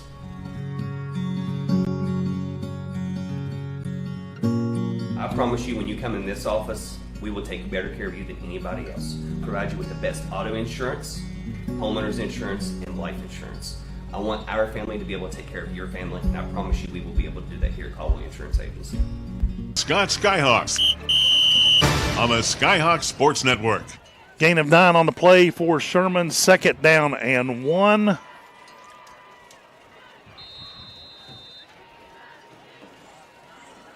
And they're going to try to score a touchdown. I can't believe this. And they hand it off to number 40, Dawson Green. He'll pick up the first down. Gain of 2 on the play. Ball at the Scott 44-yard line. And the official says roll the clock. And here comes the Tide out of the huddle. Now it looks like they're going to go in victory formation. I'm surprised what took them so long. And Polly takes it, knees it. And that will be the ball game. That'll be the final play of the game. Final score, the Sherman Tide 42, the Scott Skyhawks 34. We will step aside for a 2-minute break and come back to wrap things up here on the Skyhawk Sports Network. Health began as a small clinic with a simple yet powerful purpose: to care for our neighbors right here at home. From the very beginning, it was about people showing up for each other, building trust, and staying connected. Today, Access Health is serving thousands across southern West Virginia. But what makes us different isn't just the care we provide, it's who provides it. Our team was born here, trained here, and lives here. This is what community looks like. This is Access Health, by the community, for the community, always. Hey, my name's Paige, and what makes the Chick-fil-A chicken sandwich original to me is the crispiness of the breading and the tenderness of the filet. It's tasty, it's warm, it's total satisfaction. Hi, this is Tanya, and what makes the Chick-fil-A chicken sandwich original to me is that warm bun, the perfectly seasoned chicken, and that pickle. Woo! I love it. There's a taste of my childhood in every bite.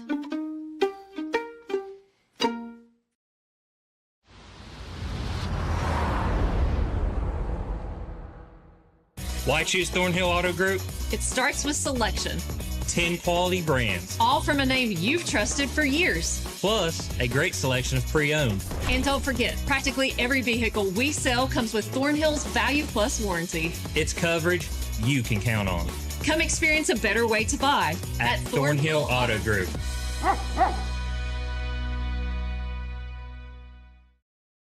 Calendar notifications, emails, texts. These are all distractions. They take your attention away from the road, away from stoplights, sudden braking, and unexpected hazards. Distracted driving is dangerous to you and others. And if you're caught with a phone in your hand, it will cost you a minimum of $100, or even worse, it could cost a life. Keep yourself and others safe on the road. Put the phone away, or pay. This message is brought to you by the West Virginia Governor's Highway Safety Program. Back to the action with the Scott Skyhawks on Z92. Here at Skyhawk Field, where the Sherman Tide has come in and knocked off the Scott Skyhawks. Sherman will go to 7-2 on the season. Scott will drop to 2-7. Take a look at the scoring recap. The Sherman Tide scored on the opening drive of Scott. They picked up a fumble. Chase Southern returned it for 72 yards. The PAT failed. Sherman jumped out to a 6-0 lead. Then with 2:58 to go in the first half, Sherman on a 1-yard run by Levi Sprouse. Eli Polly on the 2-point run. Sherman led 14-0. Then the Skyhawks got into the action. Peanut Brown on a 5-yard carry into the end zone. Kyle Breelove come on and kick the extra point, and Sherman hung on to a 14-7 lead. And before the half, Trey Lester on an 80-yard kickoff return scored a touchdown. The PAT failed, and at the half it was Sherman 20, Skyhawks 7. In the third quarter, Peanut Brown on a 15-yard run with 7:09 remaining in the third. Breelove come on and kick. Skyhawks trailed by 6, 20-14. Peanut Brown with 5:21 to go in the third quarter connected on a 16-yard pass play to Ryan Neal. The PAT failed. We were all tied up at 20 apiece. Then with 2:46 to go in the third quarter, Elijah Polly connected with Chase Southern on a 68-yard pass play. The PAT failed. Sherman jumped back out to a 26-20 lead. Then Peanut Brown connected to Caden Sharps on a 49-yard pass play. Breelove kicked. Skyhawks went on top, 27-26. Well, that lasted until the fourth quarter with 10:41 to go, and Trey Lester scored on a 19-yard run for the Tide. Lester also scored the two-point conversion, and Sherman jumped out to a 34-27 lead. Well, the Skyhawks weren't done. They come back, and Peanut Brown on a 3-yard carry into the end zone. Breelove kicked, and we were all tied up at 34. Final score of the game, though, came with 3:33 remaining on the clock. A 24-yard touchdown run by Trey Lester. Colby Atkins carried the two-point conversion in. Final score, Sherman 42, Scott 34. Chris Barrett, you got some stats there for us to take a look at? Yeah, first off, for Sherman, 56 plays, 317 total yards, 5.7 yards per play, 16 first downs, 2 of 9 on third down, 1 of 1 on fourth down, and 2 turnovers. Elijah Polly, the quarterback, 7 of 13 for 95 yards, a touchdown, 1 interception. Trey Lester, 9 carries for 83 yards and 2 touchdowns. Levi Sprouse, 10 carries for 80 yards, a touchdown. And then Chase Southern, 3 catches for 70 yards. For Scott, 63 plays for 365 yards, 5.8 yards per play, 21 first downs, 5 of 15 on third down, 1 of 3 on fourth down, 3 turnovers.